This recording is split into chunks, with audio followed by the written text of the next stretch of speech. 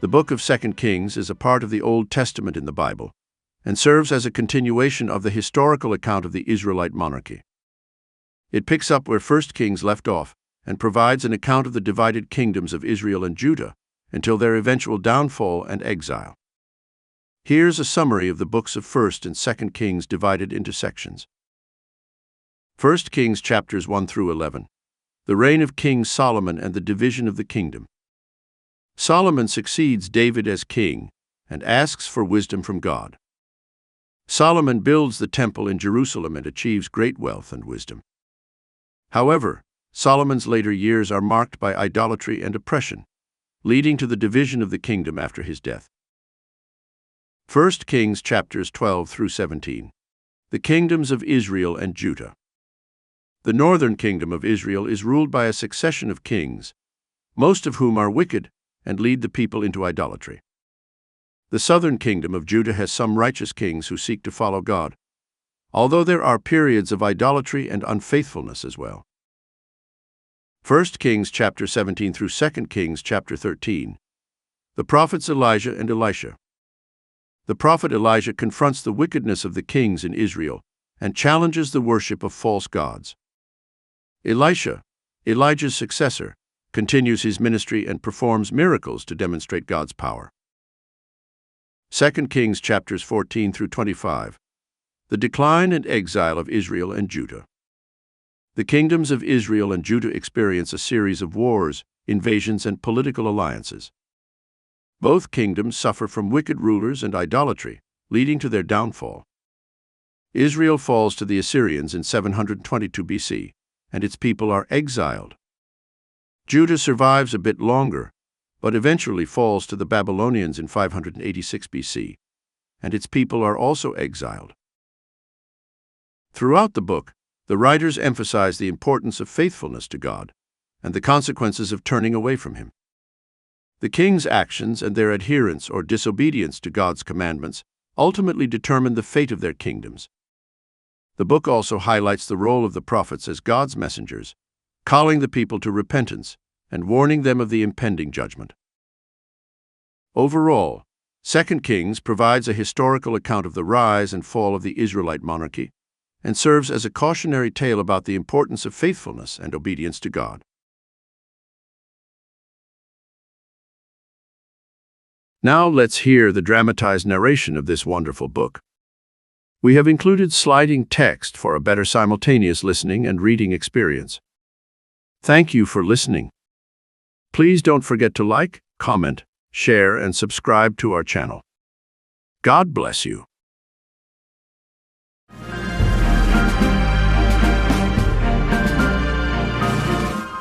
Second Kings. 2 Kings, chapter 1. Soon after King Ahab of Israel died, the country of Moab rebelled against his son, King Ahaziah. One day, Ahaziah fell through the wooden slats around the porch on the flat roof of his palace in Samaria, and he was badly injured. So he sent some messengers to the town of Ekron, with orders to ask the god Beelzebub if he would get well. About the same time, an angel from the Lord sent Elijah the prophet from Tishbe to say to the king's messengers, Ahaziah has rejected Israel's own God by sending you to ask Beelzebub about his injury. Tell him that because he has done this, he's on his deathbed. And Elijah did what he was told. When the messengers returned to Ahaziah, he asked, Why are you back so soon? A man met us along the road with a message for you from the Lord. They answered, The Lord wants to know why you sent us to ask Beelzebub about your injury, and why you don't believe there's a God in Israel. The man also told us that the Lord says you're going to die. What did the man look like? Ahaziah asked. He was hairy and had a leather belt around his waist. They answered, It must be Elijah, replied Ahaziah. So at once he sent an army officer and 50 soldiers to meet Elijah.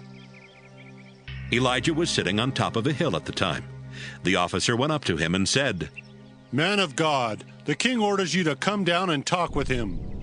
If I am a man of God, Elijah answered, God will send down fire on you and your 50 soldiers. Fire immediately came down from heaven and burned up the officer and his men. Ahaziah sent another officer and 50 more soldiers to Elijah. The officer said, Man of God, the king orders you to come see him right now. If I am a man of God, Elijah answered, fire will destroy you and your 50 soldiers. And God sent down fire from heaven on the officer and his men. Ahaziah sent a third army officer and 50 more soldiers. This officer went up to Elijah. Then he got down on his knees and begged, Man of God, please be kind to me and these 50 servants of yours. Let us live. Fire has already wiped out the other officers and their soldiers. Please don't let it happen to me. The angel from the Lord said to Elijah, Go with him, and don't be afraid. So Elijah got up and went with the officer. When Elijah arrived, he told Ahaziah, The Lord wants to know why you sent messengers to Ekron to ask Beelzebub about your injury. Don't you believe there's a God in Israel? Ahaziah, because you did that, the Lord says you will die. Ahaziah died just as the Lord had said. But since Ahaziah had no sons, Joram his brother then became king. This happened in the 2nd year that Jehoram, son of Jehoshaphat, was king of Judah. Everything else Ahaziah did while he was king is written in the history of the kings of Israel. 2 Kings, chapter 2. Not long before the Lord took Elijah up into heaven in a strong wind, Elijah and Elisha were leaving Gilgal. Elijah said to Elisha, The Lord wants me to go to Bethel, but you must stay here. Elisha replied, I swear by the living Lord and by your own life that I will stay with you no matter what. And he went with Elijah to Bethel. A group of prophets who lived there asked Elisha, Do you know that today the Lord is going to take away your master? Yes, I do. Elisha answered, But don't remind me of it. Elijah then said, Elisha, now the Lord wants me to go to Jericho, but you must stay here. Elisha replied, I swear by the living Lord and by your own life that I will stay with you no matter what. And he went with Elijah to Jericho. A group of prophets who lived there asked Elisha, Do you know that today the Lord is going to take away your master? Yes, I do. Elisha answered, But don't remind me of it. Elijah then said to Elisha, Now the Lord wants me to go to the Jordan River, but you must stay here. Elisha replied, I swear by the living Lord and by your own life that I will never leave you. So the two of them walked on together. 50 prophets followed Elijah and Elisha from Jericho, then stood at a distance and watched as the two men walked toward the river. When they got there, Elijah took off his coat. Then he rolled it up and struck the water with it. At once a path opened up through the river, and the two of them walked across on dry ground. After they had reached the other side, Elijah said, Elisha, the Lord will soon take me away. What can I do for you before that happens? Elisha answered, Please, give me twice as much of your power as you give the other prophets, so I can be the one who takes your place as their leader. It won't be easy, Elijah answered. It can happen only if you see me, as I'm being taken away. Elijah and Elisha were walking along and talking, when suddenly there appeared between them a flaming chariot pulled by fiery horses. Right away a strong wind took Elijah up into heaven. Elisha saw this and shouted, Israel's cavalry and chariots have taken my master away. After Elijah had gone, Elisha tore his clothes in sorrow. Elijah's coat had fallen off, so Elisha picked it up and walked back to the Jordan River. He struck the water with the coat and wondered, Will the Lord perform miracles for me as he did for Elijah? As soon as Elisha did this, a dry path opened up through the water, and he walked across. When the prophets from Jericho saw what happened, they said to each other, Elisha now has Elijah's power. They walked over to him, bowed down, and said, "There are 50 strong men here with us. Please let them go look for your master. Maybe the Spirit of the Lord carried him off to some mountain or valley." "No," Elisha replied. "They won't find him." They kept begging until he was embarrassed to say no. He finally agreed, and the prophet sent the men out. They looked 3 days for Elijah, but never found him. They returned to Jericho, and Elisha said, "I told you that you wouldn't find him." One day the people of Jericho said, "Elisha, you can see that our city is in a good spot, but the water from our spring is so bad that it even keeps our crops from growing." He replied, "Put some salt in a new bowl and bring it to me." They brought him the bowl of salt, and he carried it to the spring. He threw the salt into the water and said, "The Lord has made this water pure again. From now on you'll be able to grow crops, and no one will starve." The water has been fine ever since, just as Elisha said. Elisha left and headed toward Bethel. Along the way, some boys started making fun of him by shouting, "Go away, Baldy! Get out of here!" Elisha turned around and stared at the boys. Then he cursed them in the name of the Lord. Right away, 2 bears ran out of the woods and ripped to pieces 42 of the boys. Elisha went up to Mount Carmel, then returned to Samaria. 2 Kings, chapter 3. Joram son of Ahab became king of Israel in Jehoshaphat's 18th year as king of Judah. Joram ruled 12 years from Samaria and disobeyed the Lord by doing wrong. He tore down the stone image his father had made to honor Baal, and so he wasn't as sinful as his parents. But he kept doing the sinful things that Jeroboam son of Nebat had led Israel to do.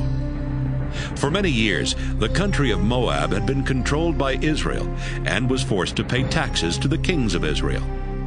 King Mesha of Moab raised sheep, so he paid the king of Israel 100,000 lambs and the wool from 100,000 rams. But soon after the death of Ahab, Mesha rebelled against Israel. One day Joram left Samaria and called together Israel's army. He sent this message to King Jehoshaphat of Judah. "The king of Moab has rebelled. Will you go with me to attack him?" "Yes, I will," Jehoshaphat answered. "I am on your side, and my soldiers and horses are at your command. But which way should we go?" "We will march through Edom desert," Joram replied. So Joram, Jehoshaphat, and the king of Edom led their troops out. But 7 days later there was no drinking water left for them or their animals. Joram cried out, "This is terrible. The Lord must have led us out here to be captured by Moab's army." Jehoshaphat said, "Which of the Lord's prophets is with us? We can find out from him what the Lord wants us to do." One of Joram's officers answered, "Elisha son of Shaphat is here. He was one of Elijah's closest followers." Jehoshaphat replied, "He can give us the Lord's message." The 3 kings went over to Elisha, and he asked Joram, "Why did you come to me? Go talk to the prophets of the foreign gods your parents worshipped." "No," Joram answered. "It was the Lord who led us out here so that Moab's army could capture us." Elisha said to him, "I serve the Lord all-powerful, and as surely as he lives, I swear I wouldn't even look at you if I didn't respect King Jehoshaphat." Then Elisha said, "Send for someone who can play the harp." The harpist began playing, and the Lord gave Elisha this message for Joram. "The Lord says that this dry riverbed will be filled with water. You won't feel any wind or see any rain, but there will be plenty of water for you and your animals. That simple thing isn't all the Lord is going to do. He will also help you defeat Moab's army.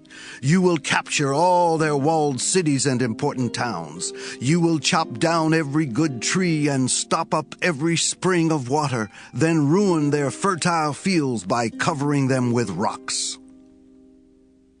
The next morning, while the sacrifice was being offered, water suddenly started flowing from the direction of Edom, and it flooded the land. Meanwhile, the people of Moab had heard that the 3 kings were coming to attack them. They had called together all of their fighting men, from the youngest to the oldest, and these troops were now standing at their border ready for battle. When they got up that morning, the sun was shining across the water, making it look red. The Moabite troops took one look and shouted, "Look at that blood! The armies of those kings must have fought and killed each other. Come on, let's go take what's left in their camp." But when they arrived at Israel's camp, the Israelite soldiers came out and attacked them until they turned and ran away. Israel's army chased them all the way back to Moab, and even there they kept up the attack. The Israelites destroyed the Moabite towns. They chopped down the good trees and stopped up the springs of water, then covered the fertile fields with rocks. Finally, the only city left standing was Kir-Hareseth. But soldiers armed with slings surrounded and attacked it. King Mesha of Moab saw that he was about to be defeated. So he took along 700 soldiers with swords and tried to break through the front line where the Edomite troops were positioned. But he failed. He then grabbed his oldest son, who was to be the next king, and sacrificed him as an offering on the city wall. The Israelite troops were so horrified that they left the city and went back home. 2 Kings, chapter 4. One day the widow of one of the Lord's prophets said to Elisha, "You know that before my husband died, he was a follower of yours and a worshipper of the Lord. But he owed a man some money, and now that man is on his way to take my 2 sons as his slaves." Maybe there's something I can do to help. Elisha said, "What do you have in your house?" "Sir, I have nothing but a small bottle of olive oil." Elisha told her, "Ask your neighbors for their empty jars, and after you've borrowed as many as you can, go home and shut the door behind you and your sons. Then begin filling the jars with oil, and set each one aside as you fill it." The woman left. Later, when she and her sons were back inside their house, the 2 sons brought her the jars, and she began filling them. At last she said to one of her sons, "Bring me another jar."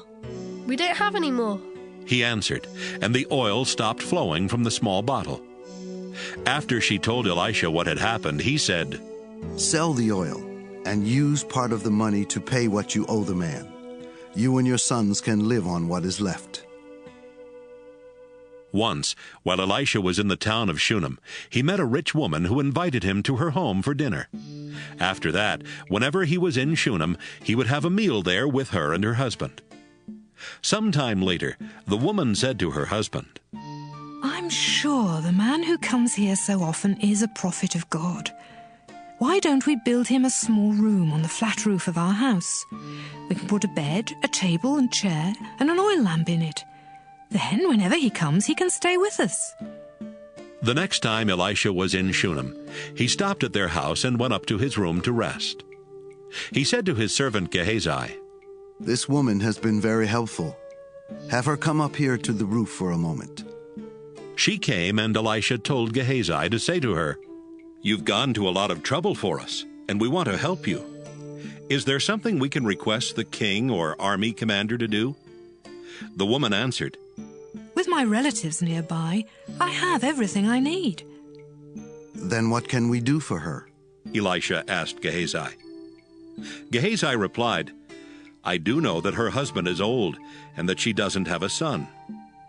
"Ask her to come here again," Elisha told his servant. He called for her, and she came and stood in the doorway of Elisha's room. Elisha said to her, "Next year at this time, you'll be holding your own baby son in your arms." "You're a man of God," the woman replied. "Please, don't lie to me." But a few months later, the woman got pregnant. She gave birth to a son, just as Elisha had promised. One day, while the boy was still young, he was out in the fields with his father, where the workers were harvesting the crops. Suddenly he shouted, "My head hurts! It hurts a lot!" "Carry him back to his mother," the father said to his servant. The servant picked up the boy and carried him to his mother. The boy lay on her lap all morning, and by noon he was dead. She carried him upstairs to Elisha's room and laid him across the bed. Then she walked out and shut the door behind her. The woman called to her husband. I need to see the prophet. Let me use one of the donkeys. Send a servant along with me and let me leave now so I can get back quickly. Why do you need to see him today? Her husband asked. It's not the Sabbath or time for the new moon festival. That's all right, she answered. She saddled the donkey and said to her servant, Let's go, and don't slow down unless I tell you to. She left at once for Mount Carmel to talk with Elisha. When Elisha saw her coming, he said, Gehazi, look, it's the woman from Shunem. Run and meet her, and ask her if everything is all right with her and her family. Everything is fine, she answered Gehazi. But as soon as she got to the top of the mountain, she went over and grabbed Elisha by the feet. Gehazi started toward her to push her away when Elisha said, Leave her alone. Don't you see how sad she is? But the Lord hasn't told me why. The woman said, Sir, I begged you not to get my hopes up, and I didn't even ask you for a son. Gehazi, get ready and go to her house. Elisha said. Take along my walking stick, and when you get there, lay it on the boy's face. Don't stop to talk to anyone, even if they try to talk to you. But the boy's mother said to Elisha, I swear by the living Lord and by your own life that I won't leave without you. So Elisha got up and went with them. Gehazi ran on ahead and laid Elisha's walking stick on the boy's face, but the boy didn't move or make a sound. Gehazi ran back to Elisha and said, The boy didn't wake up. Elisha arrived at the woman's house and went straight to his room, where he saw the boy's body on his bed. He walked in, shut the door, and prayed to the Lord. Then he got on the bed and stretched out over the dead body, with his mouth on the boy's mouth, his eyes on his eyes, and his hand on his hands. As he lay there, the boy's body became warm. Elisha got up and walked back and forth in the room. Then he went back and leaned over the boy's body. The boy sneezed 7 times and opened his eyes. Elisha called out to Gehazi, Have the boy's mother come here. Gehazi did, and when she was at the door, Elisha said, You can take your son. She came in and bowed down at Elisha's feet. Then she picked up her son and left. Later, Elisha went back to Gilgal, where there was almost nothing to eat, because the crops had failed. One day, while the prophets who lived there were meeting with Elisha, he said to his servant, Fix a big pot of stew for these prophets. One of them went out into the woods to gather some herbs. He found a wild vine and picked as much of its fruit as he could carry, but he didn't know that the fruit was very sour. When he got back, he cut up the fruit and put it in the stew. The stew was served, and when the prophets started eating it, they shouted, Elisha, this stew tastes terrible. We can't eat it. Bring me some flour, Elisha said. He sprinkled the flour in the stew and said, Now serve it to them. And the stew tasted fine. A man from the town of Baal-Shalisha brought Elisha some freshly cut grain and 20 loaves of bread made from the first barley that was harvested. Elisha said, Give it to the people so they can eat. There's not enough here for 100 people, his servant said. Just give it to them, Elisha replied. The Lord has promised there will be more than enough. So the servant served the bread and grain to the people. They ate and still had some left over, just as the Lord had promised. 2 Kings, chapter 5. Naaman was the commander of the Syrian army. The Lord had helped him and his troops defeat their enemies, so the king of Syria respected Naaman very much. Naaman was a brave soldier, but he had leprosy. One day, while the Syrian troops were raiding Israel, they captured a girl, and she became a servant of Naaman's wife. Sometime later, the girl said, If your husband Naaman would go to the prophet in Samaria, he would be cured of his leprosy. When Naaman told the king what the girl had said, the king replied, Go ahead.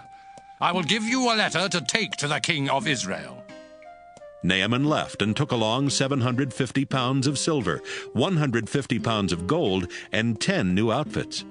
He also carried the letter to the king of Israel. It said, I am sending my servant Naaman to you. Would you cure him of his leprosy?" When the king of Israel read the letter, he tore his clothes in fear and shouted, "That Syrian king believes I can cure this man of leprosy. Does he think I'm God with power over life and death? He must be trying to pick a fight with me." As soon as Elisha the prophet heard what had happened, he sent the Israelite king this message: "Why are you so afraid? Send the man to me, so that he will know there is a prophet in Israel."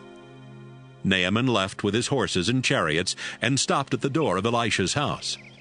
Elisha sent someone outside to say to him, "Go wash 7 times in the Jordan River. Then you will be completely cured." But Naaman stormed off, grumbling, "Why couldn't he come out and talk to me? I thought for sure he would stand in front of me and pray to the Lord his God, then wave his hand over my skin and cure me. What about the Abana River or the Pharpar River? Those rivers in Damascus are just as good as any river in Israel. I could have washed in them and been cured." His servants went over to him and said, "Sir, if the prophet had told you to do something difficult, you would have done it. So why don't you do what he said? Go wash and be cured." Naaman walked down to the Jordan. He waded out into the water and stooped down in it 7 times, just as Elisha had told him. Right away he was cured, and his skin became as smooth as a child's. Naaman and his officials went back to Elisha.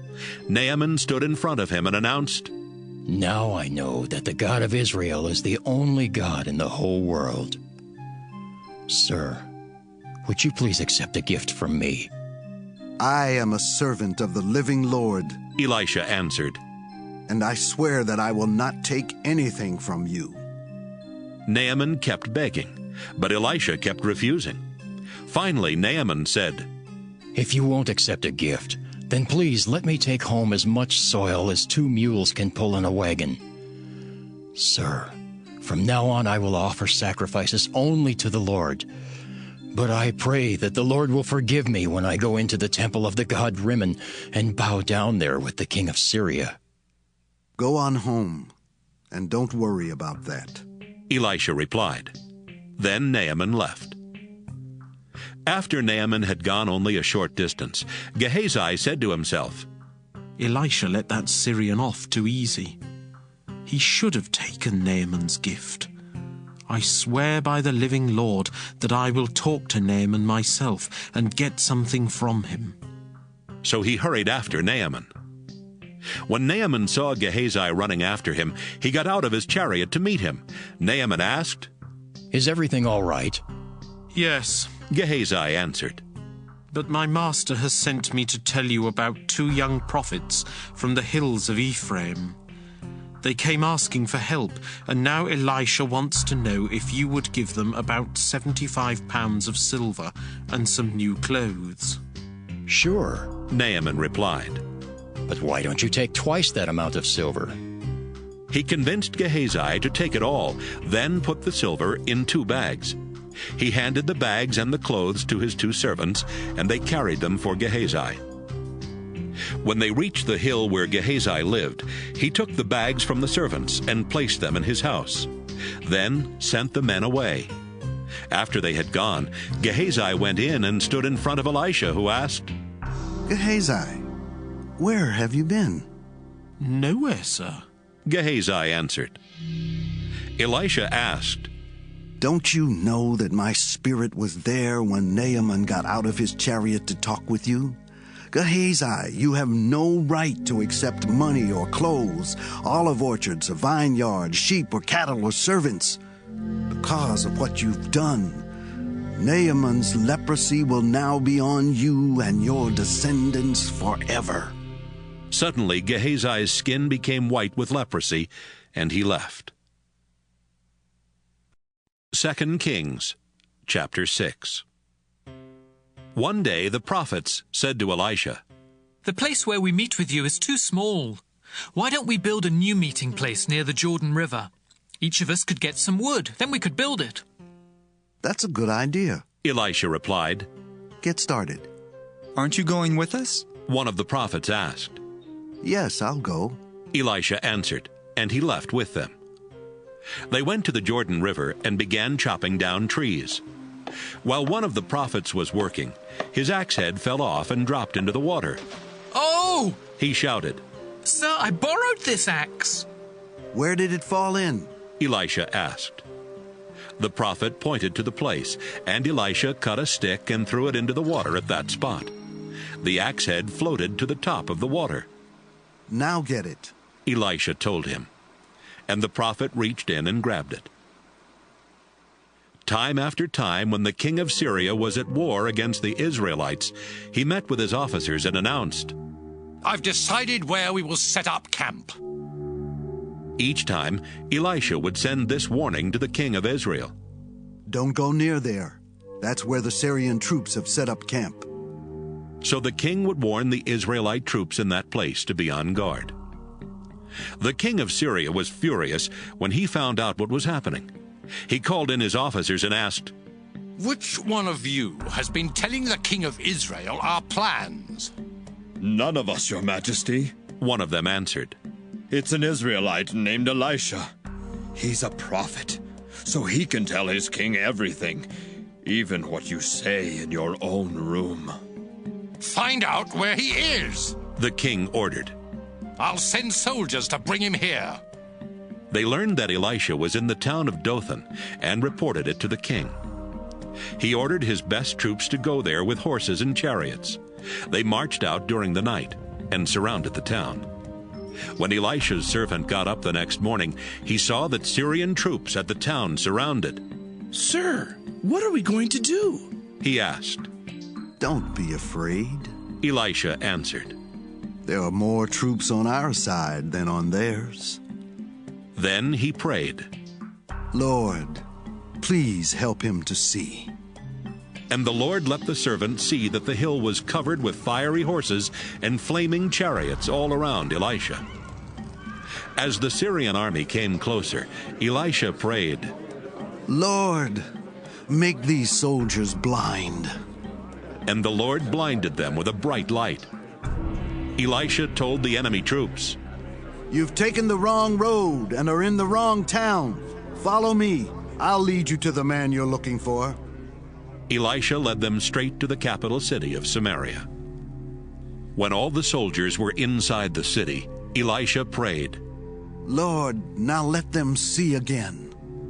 The Lord let them see that they were standing in the middle of Samaria. The king of Israel saw them and asked Elisha, "Should I kill them, sir?" "No," Elisha answered. "You didn't capture these troops in battle, so you have no right to kill them. Instead, give them something to eat and drink, and let them return to their leader." The king ordered a huge meal to be prepared for Syria's army, and when they finished eating, he let them go. For a while, the Syrian troops stopped invading Israel's territory. Sometime later, King Ben-Hadad of Syria called his entire army together. Then they marched to Samaria and attacked. They kept up the attack until there was nothing to eat in the city. In fact, a donkey's head cost about 2 pounds of silver, and a small bowl of pigeon droppings cost about 2 ounces of silver. One day, as the king of Israel was walking along the top of the city wall, a woman shouted to him, "Please, Your Majesty, help me." "Let the Lord help you," the king said. "Do you think I have grain or wine to give you?" Then he asked, "What's the matter anyway?" The woman answered, "Another woman and I were so hungry that we agreed to eat our sons. She said if we ate my son one day, we could eat hers the next day. So yesterday we cooked my son and ate him. But today, when I went to her house to eat her son, she had hidden him." The king tore off his clothes in sorrow, and since he was on top of the city wall, the people saw that he was wearing sackcloth underneath. He said, "I pray that God will punish me terribly if Elisha's head is still on his shoulders by this time tomorrow." Then he sent a messenger to Elisha. Elisha was home at the time, and the important leaders of Israel were meeting with him. Even before the king's messenger arrived, Elisha told the leaders, "That murderer is sending someone to cut off my head. When you see him coming, shut the door and don't let him in. I'm sure the king himself will be right behind him." Before Elisha finished talking, the messenger came up and said, "The Lord has made all these terrible things happen to us. Why should I think he will help us now?" 2 Kings, chapter 7. Elisha answered, "I have a message for you.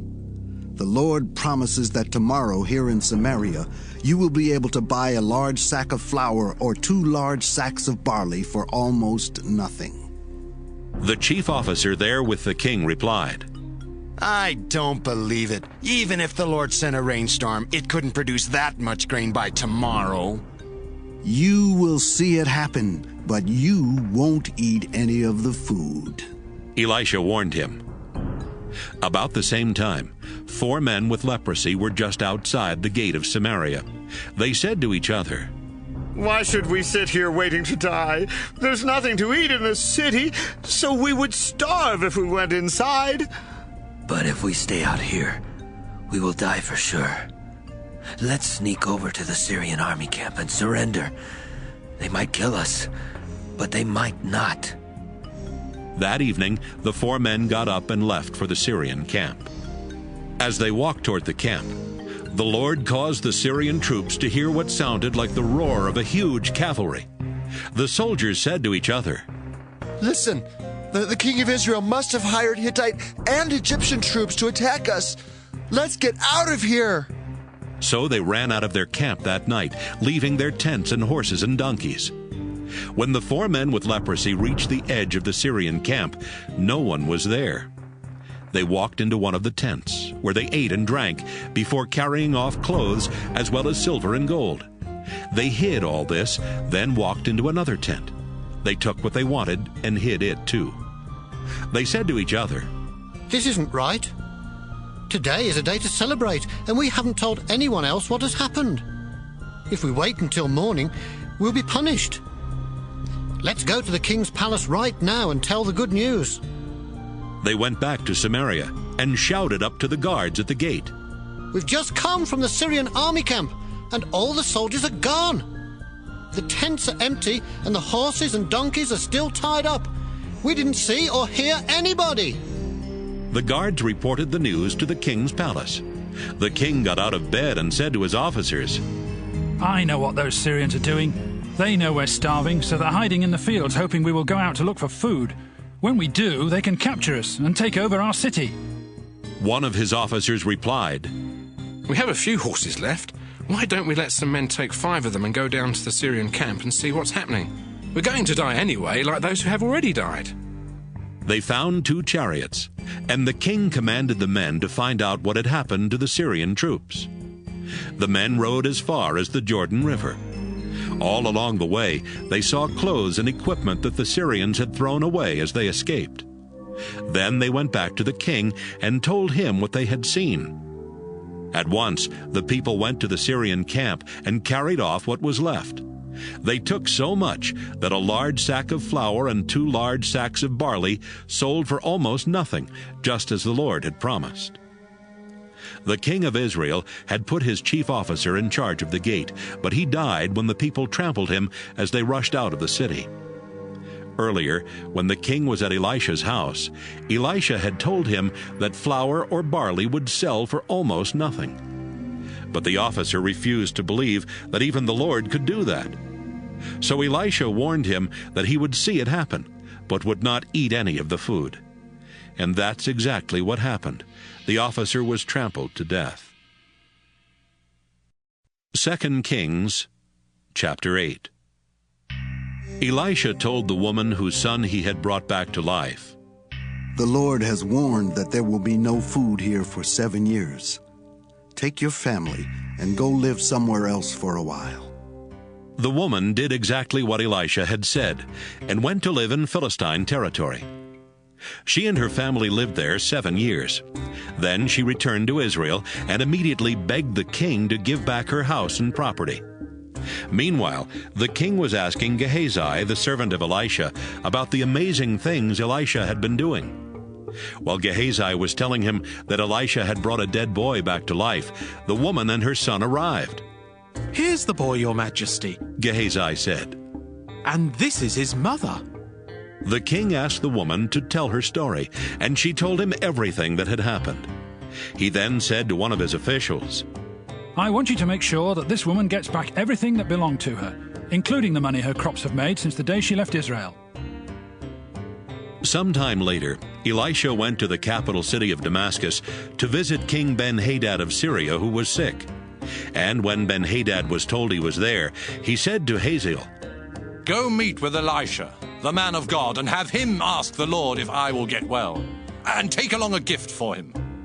Hazael left with 40 camel loads of the best things made in Damascus as a gift for Elisha. He found the prophet and said, Your servant, King Ben-Hadad, wants to know if he will get well. Tell him he will. Elisha said to Hazael, But the Lord has already told me that Ben-Hadad will definitely die. Elisha stared at him until Hazael was embarrassed. Then Elisha began crying. Sir, why are you crying? Hazael asked. Elisha answered, Because I know the terrible things you will do to the people of Israel. You will burn down their walled cities and slaughter their young men. You will even crush the heads of their babies and rip open their pregnant women. How could I ever do anything like that? Hazael replied, I'm only a servant and don't have that kind of power. Hazael, the Lord has told me that you will be the next king of Syria.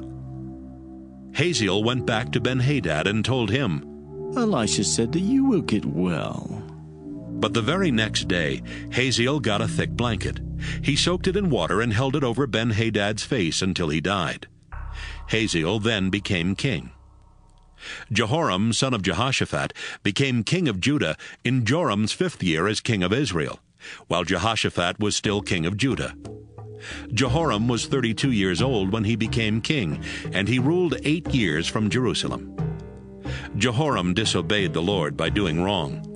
He married Ahab's daughter and was as sinful as Ahab's family and the kings of Israel. But the Lord refused to destroy Judah because he had promised his servant David that someone from his family would always rule in Judah. While Jehoram was king, the people of Edom rebelled and chose their own king. So Jehoram and his cavalry marched to Zair, where the Edomite army surrounded him and his commanders. During the night, he attacked the Edomites, but he was defeated, and his troops escaped to their homes. Judah was never able to regain control of Edom. Even the town of Libnah rebelled at that time. Everything else Jehoram did while he was king is written in the history of the kings of Judah. Jehoram died and was buried beside his ancestors in Jerusalem. His son Ahaziah then became king. Ahaziah, son of Jehoram, became king of Judah in the 12th year of Joram's rule in Israel. Ahaziah was 22 years old when he became king, and he ruled from Jerusalem for only 1 year. His mother was Athaliah, a granddaughter of King Omri of Israel. Since Ahaziah was related to Ahab's family, he acted just like them and disobeyed the Lord by doing wrong. Ahaziah went with King Joram of Israel to attack King Hazael and the Syrian troops at Ramoth in Gilead. Joram was wounded in that battle, so he went to the town of Jezreel to recover. Ahaziah went there to visit him. 2 Kings, chapter 9. One day, Elisha called for one of the other prophets and said, Take this bottle of olive oil and get ready to go to the town of Ramoth in Gilead. When you get there, find Jehu, son of Jehoshaphat and grandson of Nimshi. Take him to a place where the two of you can be alone. Then pour olive oil on his head to show that he is the new king. Say to him, The Lord has chosen you to be king of Israel. Then leave quickly. Don't wait around for anything. The young prophet left for Ramoth. When he arrived, the army officers were meeting together. Sir, I have a message for you, he said. For which one of us? Jehu asked. You, sir, the prophet answered. So Jehu got up and went inside. The prophet poured olive oil on Jehu's head and told him, The Lord God of Israel has this message for you. I am the Lord, and I have chosen you to be king of my people Israel. I want you to wipe out the family of Ahab, so Jezebel will be punished for killing the prophets and my other servants. Every man and boy in Ahab's family must die, whether slave or free. His whole family must be destroyed, just like the families of Jeroboam son of Nebat and Baasha son of Ahijah. As for Jezebel, her body will be eaten by dogs in the town of Jezreel. There won't be enough left of her to bury. Then the young prophet opened the door and ran out. Jehu went back to his officers, and one of them asked, "What did that crazy prophet want? Is everything all right?" "You know him and how he talks," Jehu answered. "No, we don't. What did he say?" They asked. "He had a message from the Lord," Jehu replied. "He said that the Lord has chosen me to be the next king of Israel." They quickly grabbed their coats and spread them out on the steps where Jehu was standing. Someone blew a trumpet, and everyone shouted, "Jehu is king!" King Joram of Israel had been badly wounded in the battle at Ramoth, trying to defend it against King Hazael and the Syrian army. Joram was now recovering in Jezreel, and King Ahaziah of Judah was there visiting him. Meanwhile, Jehu was in Ramoth, making plans to kill Joram. He said to his officers, "If you want me to be king, then don't let anyone leave this town. They might go to Jezreel and tell Joram." Then Jehu got in his chariot and rode to Jezreel. When the guard in the watchtower at Jezreel saw Jehu and his men riding up, he shouted to the king, "I see a bunch of men coming this way." Joram ordered, "Send someone out to ask them if this is a friendly visit." One of the soldiers rode out and said to Jehu, "King Joram wants to know if this is a friendly visit." "What's it to you?" Jehu asked. "Just stay behind me with the rest of my troops." About the same time, the guard in the watchtower said, "Your Majesty, the rider got there, but he isn't coming back." So Joram sent out another rider who rode up to Jehu and said, "The king wants to know if this is a friendly visit." "What's it to you?" Jehu asked. "Just get behind me with the rest of my troops." The guard in the watchtower said, "Your Majesty, the rider got there, but he isn't coming back either. Wait a minute. That one man is a reckless chariot driver. It must be Jehu." Joram commanded, "Get my chariot ready." Then he and Ahaziah got in their chariots and rode out to meet Jehu. They all met on the land that had belonged to Naboth. Joram asked, "Jehu, is this a peaceful visit?" "How can there be peace?" Jehu asked. "Your mother, Jezebel, has caused everyone to worship idols and practice witchcraft." "Ahaziah, let's get out of here!" Joram yelled. "It's a trap!" As Joram tried to escape, Jehu shot an arrow. It hit Joram between his shoulders. Then it went through his heart and came out his chest. He fell over dead in his chariot. Jehu commanded his assistant Bidkar, "Get Joram's body and throw it in the field that Naboth once owned. Do you remember when you and I used to ride side by side behind Joram's father Ahab? It was then that the Lord swore to Ahab that he would be punished in the same field where he had killed Naboth and his sons. So throw Joram's body there, just as the Lord said." Ahaziah saw all of this happen and tried to escape to the town of Beth-Hagan, but Jehu caught up with him and shouted, "Kill him too!" So his troops shot Ahaziah with an arrow while he was on the road to Gur near Ibleam. He went as far as Megiddo, where he died. Ahaziah's officers put his body in a chariot and took it back to Jerusalem, where they buried him beside his ancestors. Ahaziah had become king of Judah in the 11th year of the rule of Ahab's son Joram.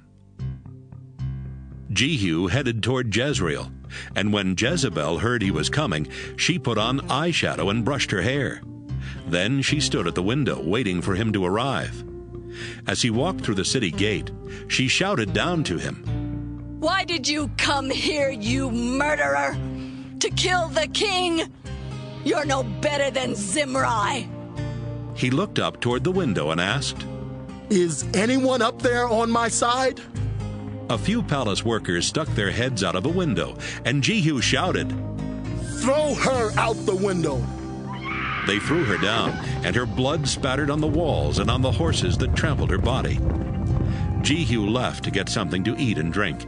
Then he told some workers, "Even though she was evil, she was a king's daughter. So make sure she has a proper burial." But when they went out to bury her body, they found only her skull, her hands, and her feet. They reported this to Jehu, and he said, "The Lord told Elijah the prophet that Jezebel's body would be eaten by dogs right here in Jezreel. And he warned that her bones would be spread all over the ground like manure, so that no one could tell who it was." 2 Kings, chapter 10. Ahab still had 70 descendants living in Samaria. So Jehu wrote a letter to each of the important leaders and officials of the town, and to those who supported Ahab.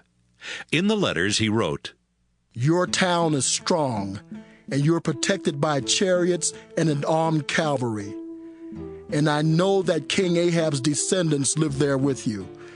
So as soon as you read this letter, choose the best person for the job and make him the next king. Then be prepared to defend Ahab's family." The officials and leaders read the letters and were very frightened. They said to each other, "Jehu has already killed King Joram and King Ahaziah. We have to do what he says." The prime minister, the mayor of the city, as well as the other leaders and Ahab's supporters, sent this answer to Jehu. "We are your servants, your majesty, and we will do whatever you tell us, but it's not our place to choose someone to be king. You do what you think is best." Jehu then wrote another letter which said, "If you are on my side and will obey me, then prove it. Bring me the heads of the descendants of Ahab, and be here in Jezreel by this time tomorrow." The 70 descendants of King Ahab were living with some of the most important people of the city. And when these people read Jehu's second letter, they called together all 70 of Ahab's descendants. They killed them, put their heads in baskets, and sent them to Jezreel. When Jehu was told what had happened, he said, "Put the heads in 2 piles at the city gate, and leave them there until morning." The next morning, Jehu went out and stood where everyone could hear him, and he said, "You people are not guilty of anything. I'm the one who plotted against Joram and had him killed. But who killed all these men? Listen to me. Everything the Lord's servant Elijah promised about Ahab's family will come true." Then Jehu killed the rest of Ahab's relatives living in Jezreel, as well as his highest officials, his priests, and his closest friends. No one in Ahab's family was left alive in Jezreel. Jehu left for Samaria, and along the way he met some relatives of King Ahaziah of Judah at a place where shepherds meet. He asked, "Who are you?" "We are relatives of Ahaziah," they answered. "We're going to visit his family." "Take them alive," Jehu said to his officers. So they grabbed them and led them to the well near the shepherd's meeting place, where they killed all 42 of them. As Jehu went on, he saw Jehonadab, son of Rechab, coming to meet him. Jehu greeted him, then said, "Jehonadab, I'm on your side. Are you on mine?" "Yes, I am." "Then give me your hand," Jehu answered. He helped Jehonadab into his chariot and said, "Come with me and see how faithful I am to the Lord." They rode together in Jehu's chariot to Samaria. Jehu killed everyone there who belonged to Ahab's family, as well as all his officials.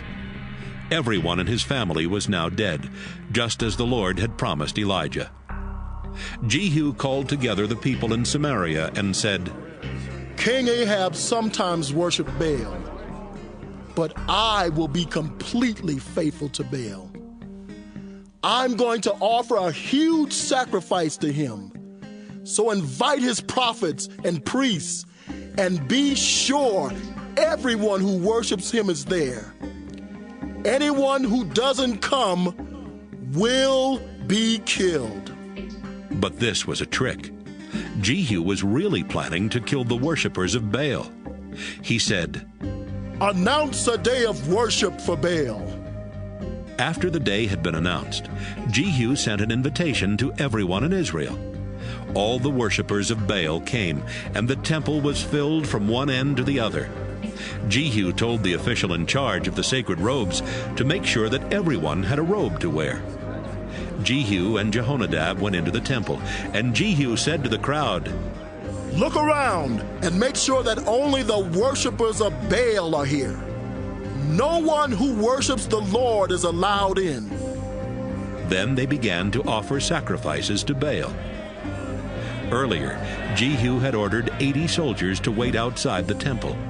He had warned them, "I will get all these worshippers here, and if any of you let even one of them escape, you will be killed instead." As soon as Jehu finished offering the sacrifice, he told the guards and soldiers, "Come in and kill them. Don't let anyone escape." They slaughtered everyone in the crowd and threw the bodies outside. Then they went back into the temple and carried out the image of Baal. They burned it and broke it into pieces. Then they completely destroyed Baal's temple. And since that time, it's been nothing but a public toilet. That's how Jehu stopped the worship of Baal in Israel. But he did not stop the worship of the gold statues of calves at Dan and Bethel that Jeroboam had made for the people to worship. Later the Lord said, "Jehu, you have done right by destroying Ahab's entire family, just as I had planned. So I will make sure that the next 4 kings of Israel will come from your own family." But Jehu did not completely obey the commands of the Lord God of Israel. Instead, he kept doing the sinful things that Jeroboam had caused the Israelites to do. In those days, the Lord began to reduce the size of Israel's territory. King Hazael of Syria defeated the Israelites and took control of the regions of Gilead and Bashan, east of the Jordan River, and north of the town of Aroer, near the Arnon River. This was the land where the tribes of Gad, Reuben, and Manasseh had once lived. Everything else Jehu did while he was king, including his brave deeds, is written in the history of the kings of Israel. Jehu died and was buried in Samaria, and his son Jehoahaz became king. Jehu had ruled Israel 28 years from Samaria. 2 Kings, chapter 11. As soon as Athaliah heard that her son King Ahaziah was dead, she decided to kill any relative who could possibly become king.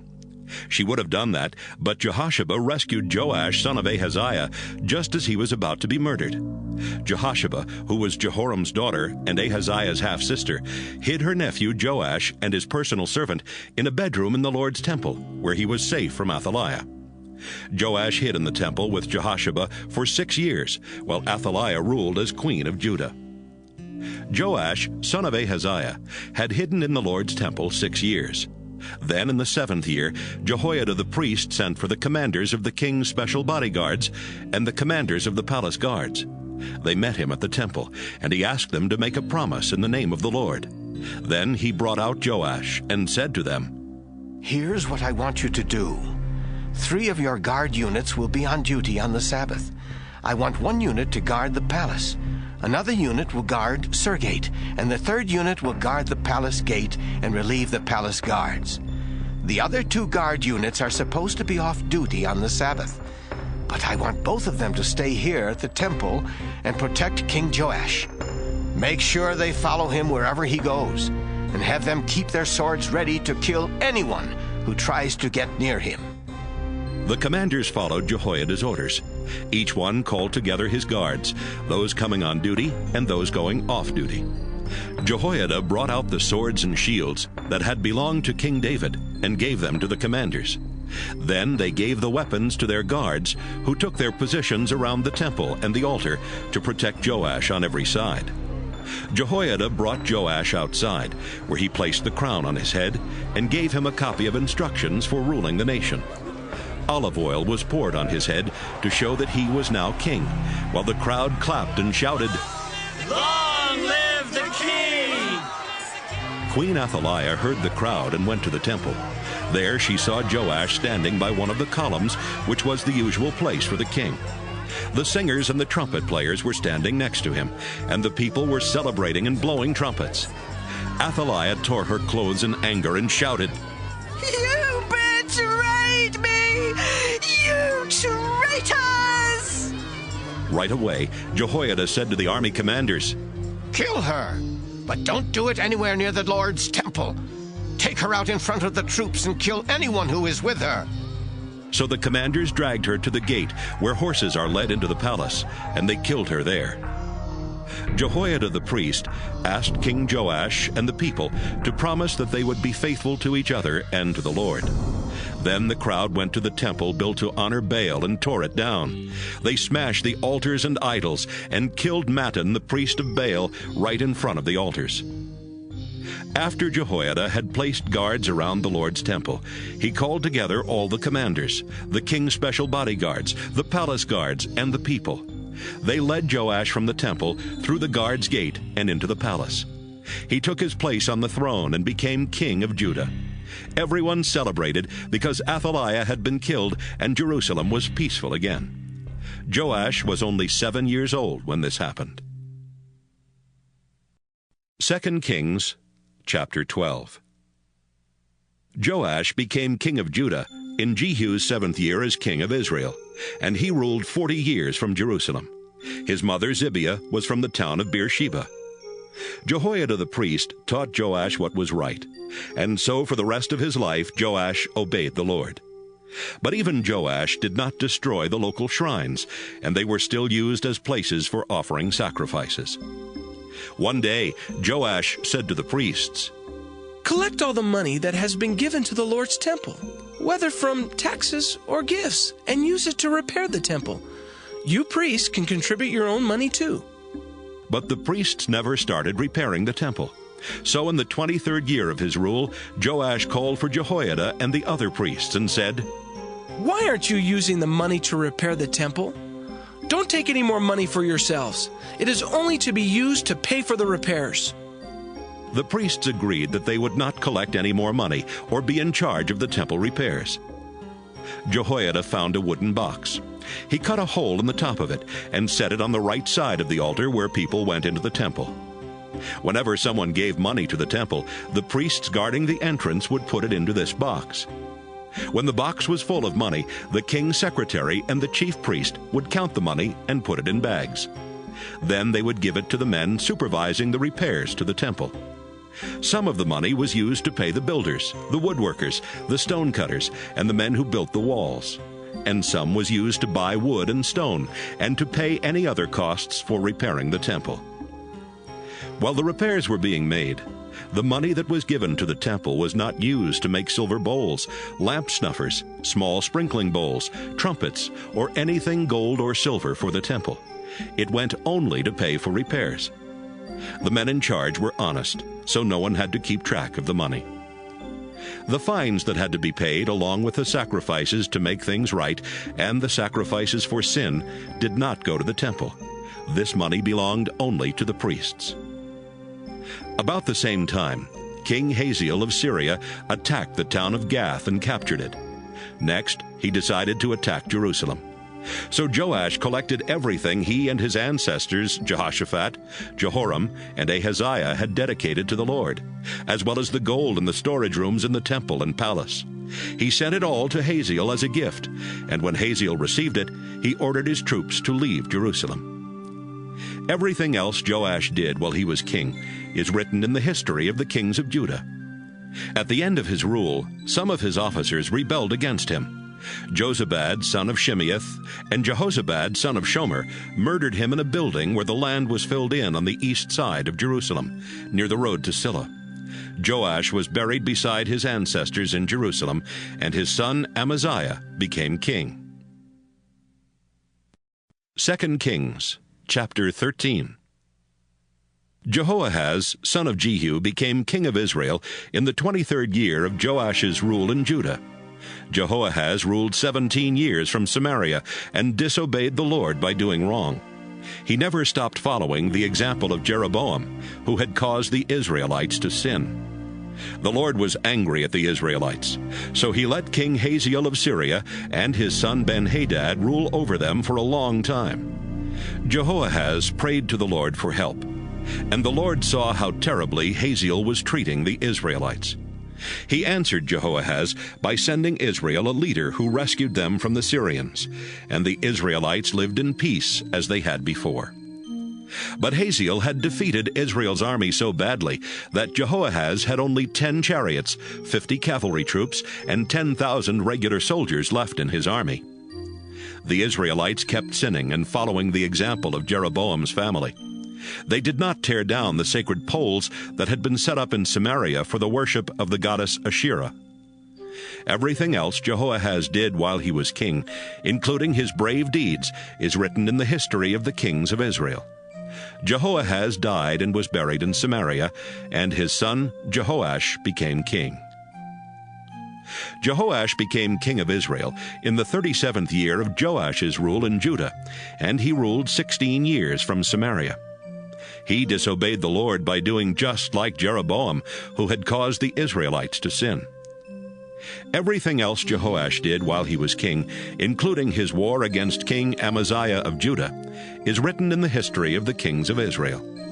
Jehoash died and was buried in Samaria beside the other Israelite kings. His son Jeroboam then became king. Sometime before the death of King Jehoash, Elisha the prophet was very sick and about to die. Jehoash went in and stood beside him crying.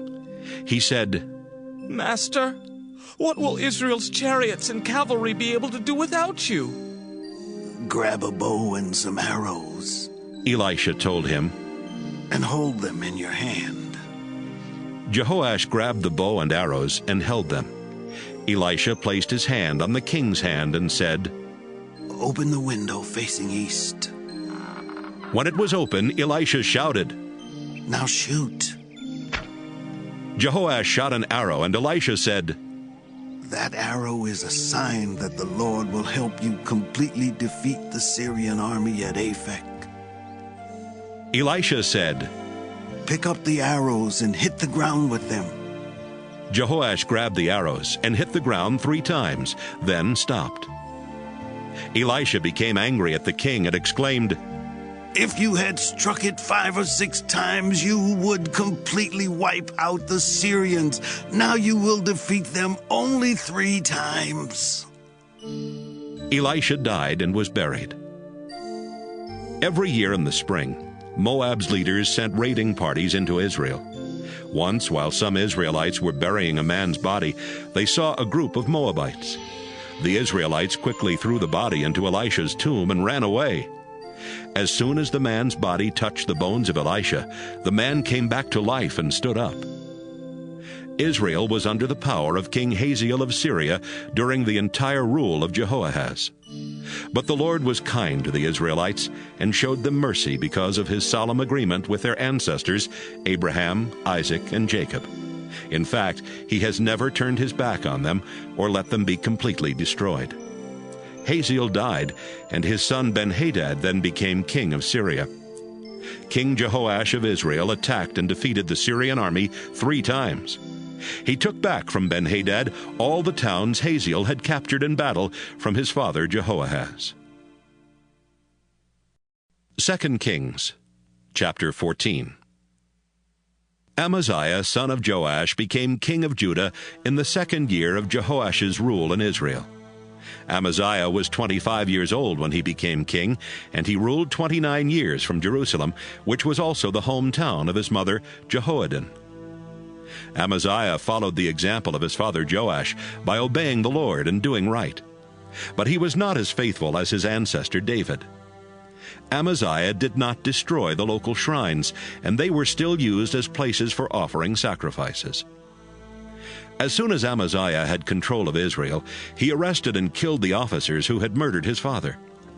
But the children of those officers were not killed. The Lord had commanded in the law of Moses that only the people who sinned were to be punished, not their parents or children. While Amaziah was king, he killed 10,000 Edomite soldiers in Salt Valley.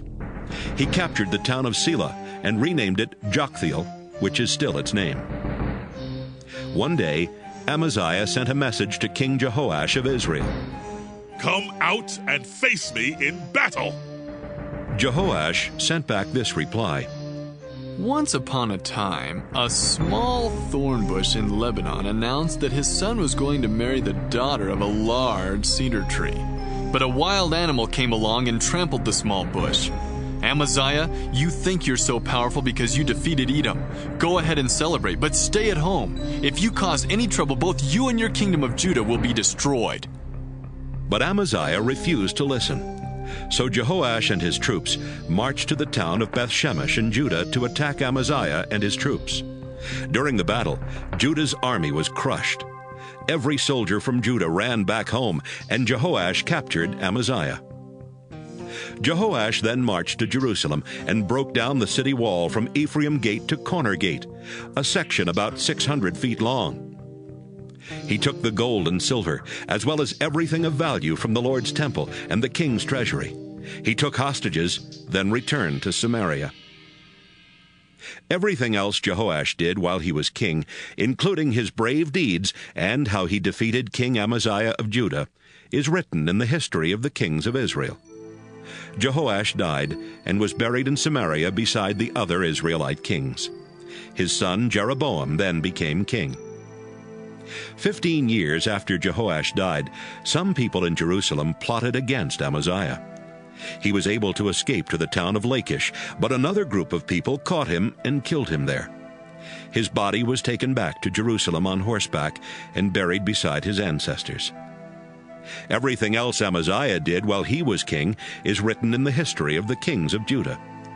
After his death, the people of Judah made his son Azariah king, even though he was only 16 at the time.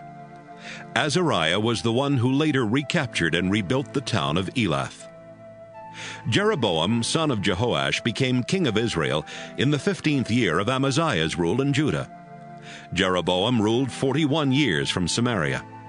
He disobeyed the Lord by following the evil example of Jeroboam, son of Nebat, who had caused the Israelites to sin.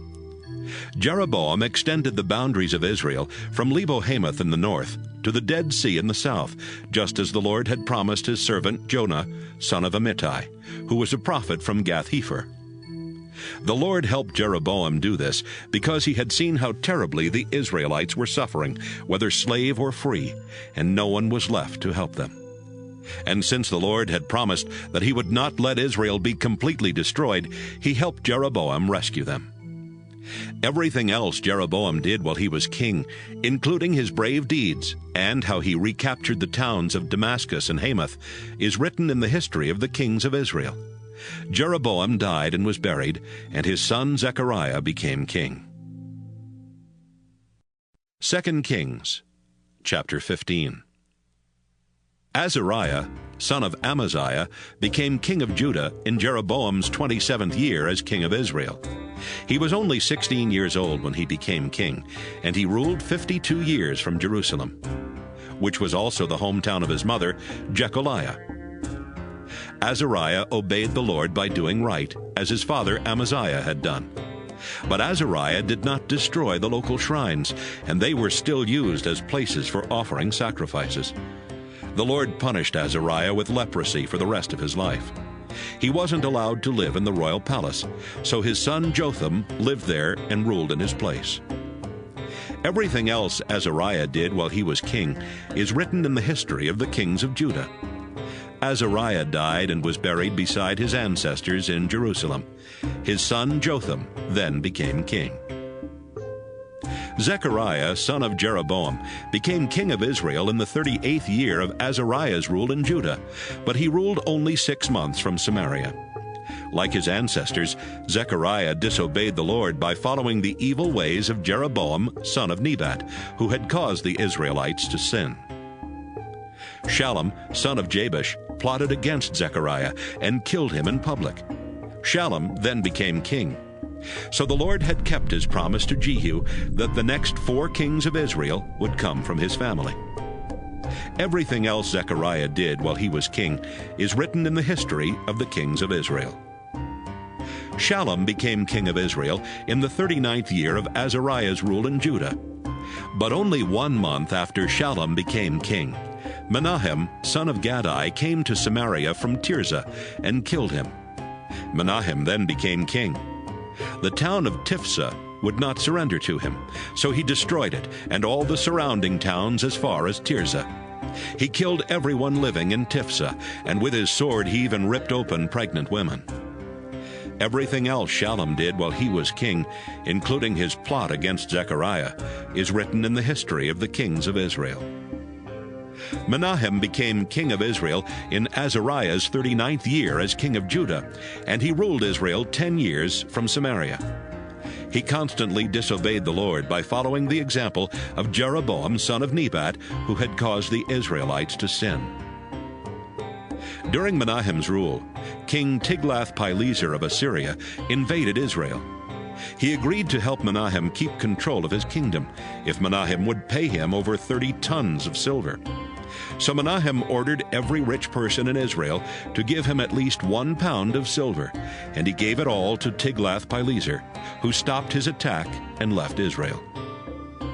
Everything else Menahem did while he was king is written in the history of the kings of Israel. Menahem died, and his son Pekahiah became king. Pekahiah became king of Israel in the 50th year of Azariah's rule in Judah, and he ruled 2 years from Samaria. He disobeyed the Lord and caused the Israelites to sin, just as Jeroboam, son of Nebat, had done.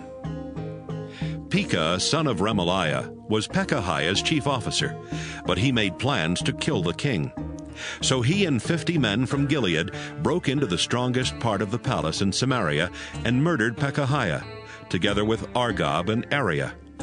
Pekah then became king. Everything else Pekahiah did while he was king is written in the history of the kings of Israel.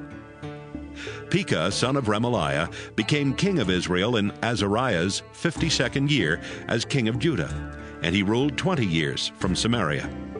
He disobeyed the Lord and followed the evil example of Jeroboam, son of Nebat, who had caused the Israelites to sin.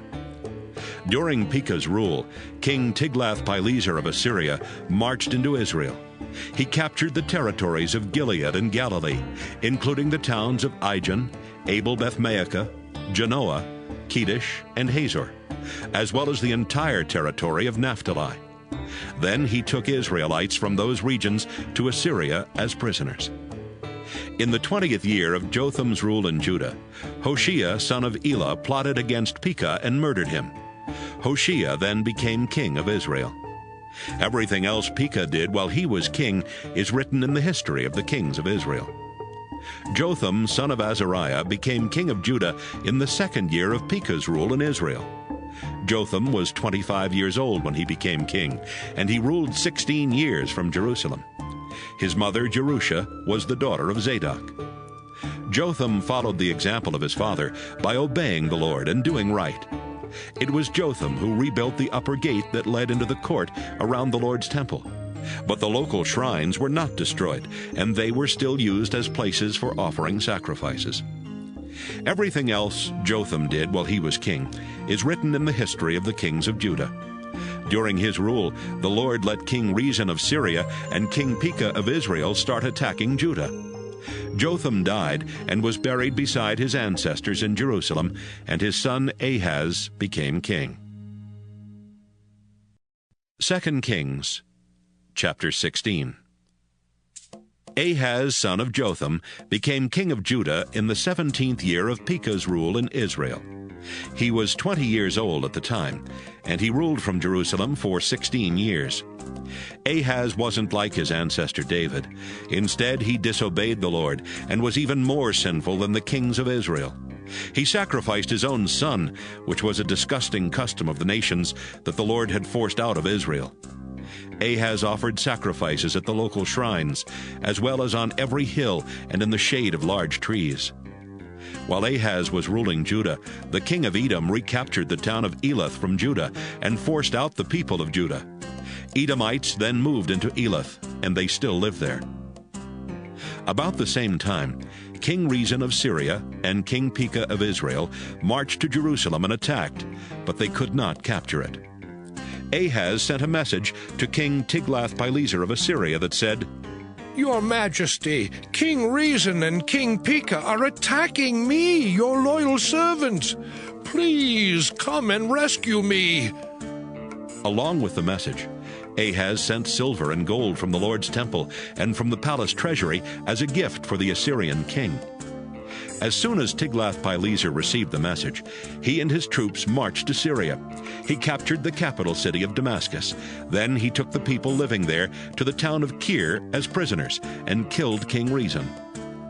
Later, Ahaz went to Damascus to meet Tiglath-Pileser. And while Ahaz was there, he saw an altar and sent a model of it back to Uriah the priest, along with the plans for building one.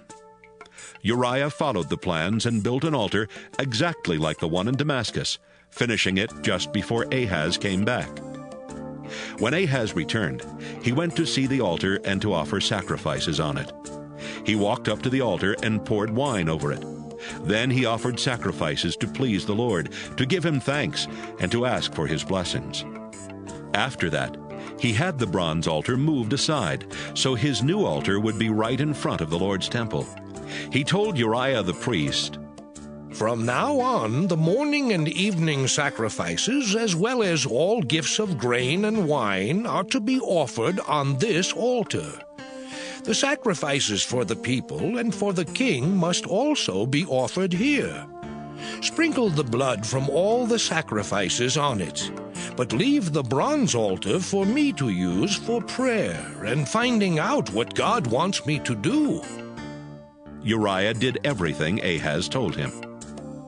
Ahaz also had the side panels and the small bowls taken off the movable stands in the Lord's temple. He had the large bronze bowl called the Sea removed from the bronze bowls on which it rested, and had it placed on a stand made of stone. He took down the special tent that was used for worship on the Sabbath, and closed up the private entrance that the kings of Judah used for going into the temple.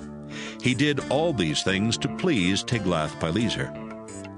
Everything else Ahaz did while he was king is written in the history of the kings of Judah. Ahaz died and was buried beside his ancestors in Jerusalem, and his son Hezekiah became king. 2 Kings, chapter 17. Hoshea, son of Elah, became king of Israel in the 12th year of Ahaz's rule in Judah, and he ruled 9 years from Samaria. Hoshea disobeyed the Lord and sinned, but not as much as the earlier Israelite kings had done. During Hoshea's rule, King Shalmaneser of Assyria invaded Israel. He took control of the country and made Hoshea pay taxes. But later, Hoshea refused to pay the taxes and asked Ging-Sou of Egypt to help him rebel.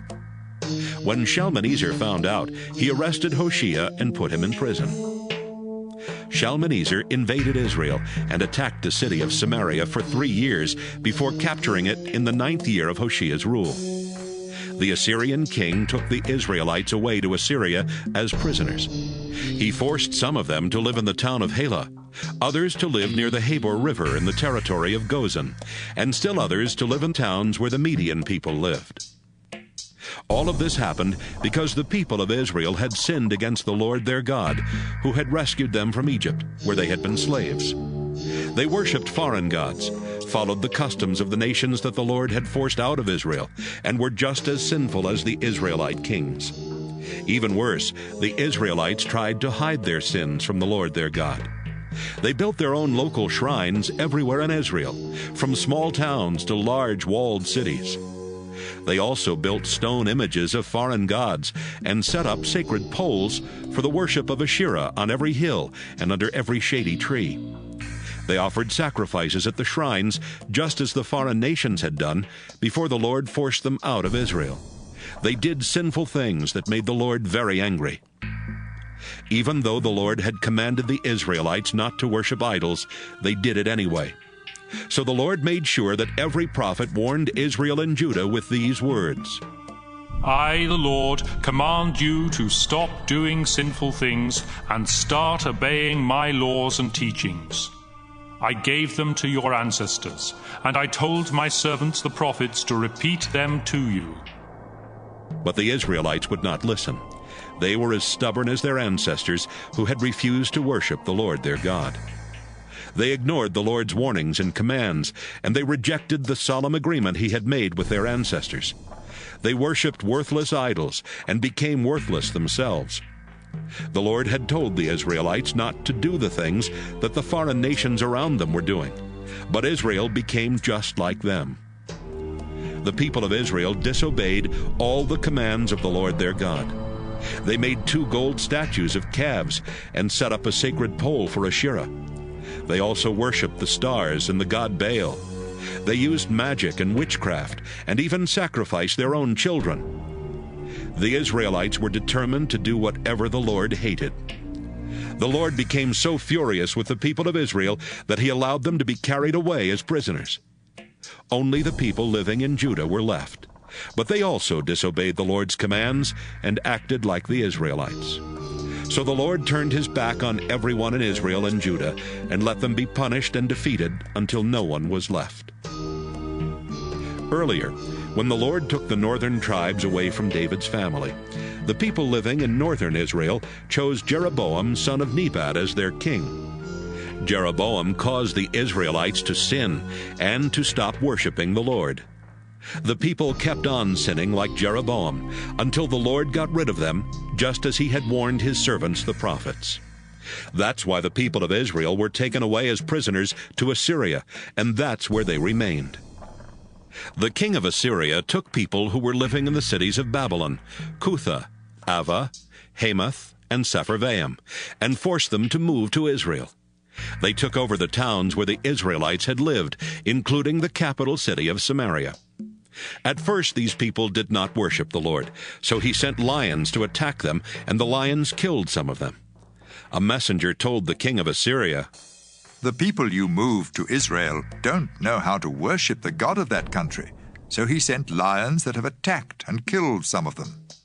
The king replied, "Get one of the Israelite priests we brought here and send him back to Israel. He can live there and teach them about the God of that country." One of the Israelite priests was chosen to go back to Israel. He lived in Bethel and taught the people how to worship the Lord. But in towns all over Israel, the different groups of people made statues of their own gods.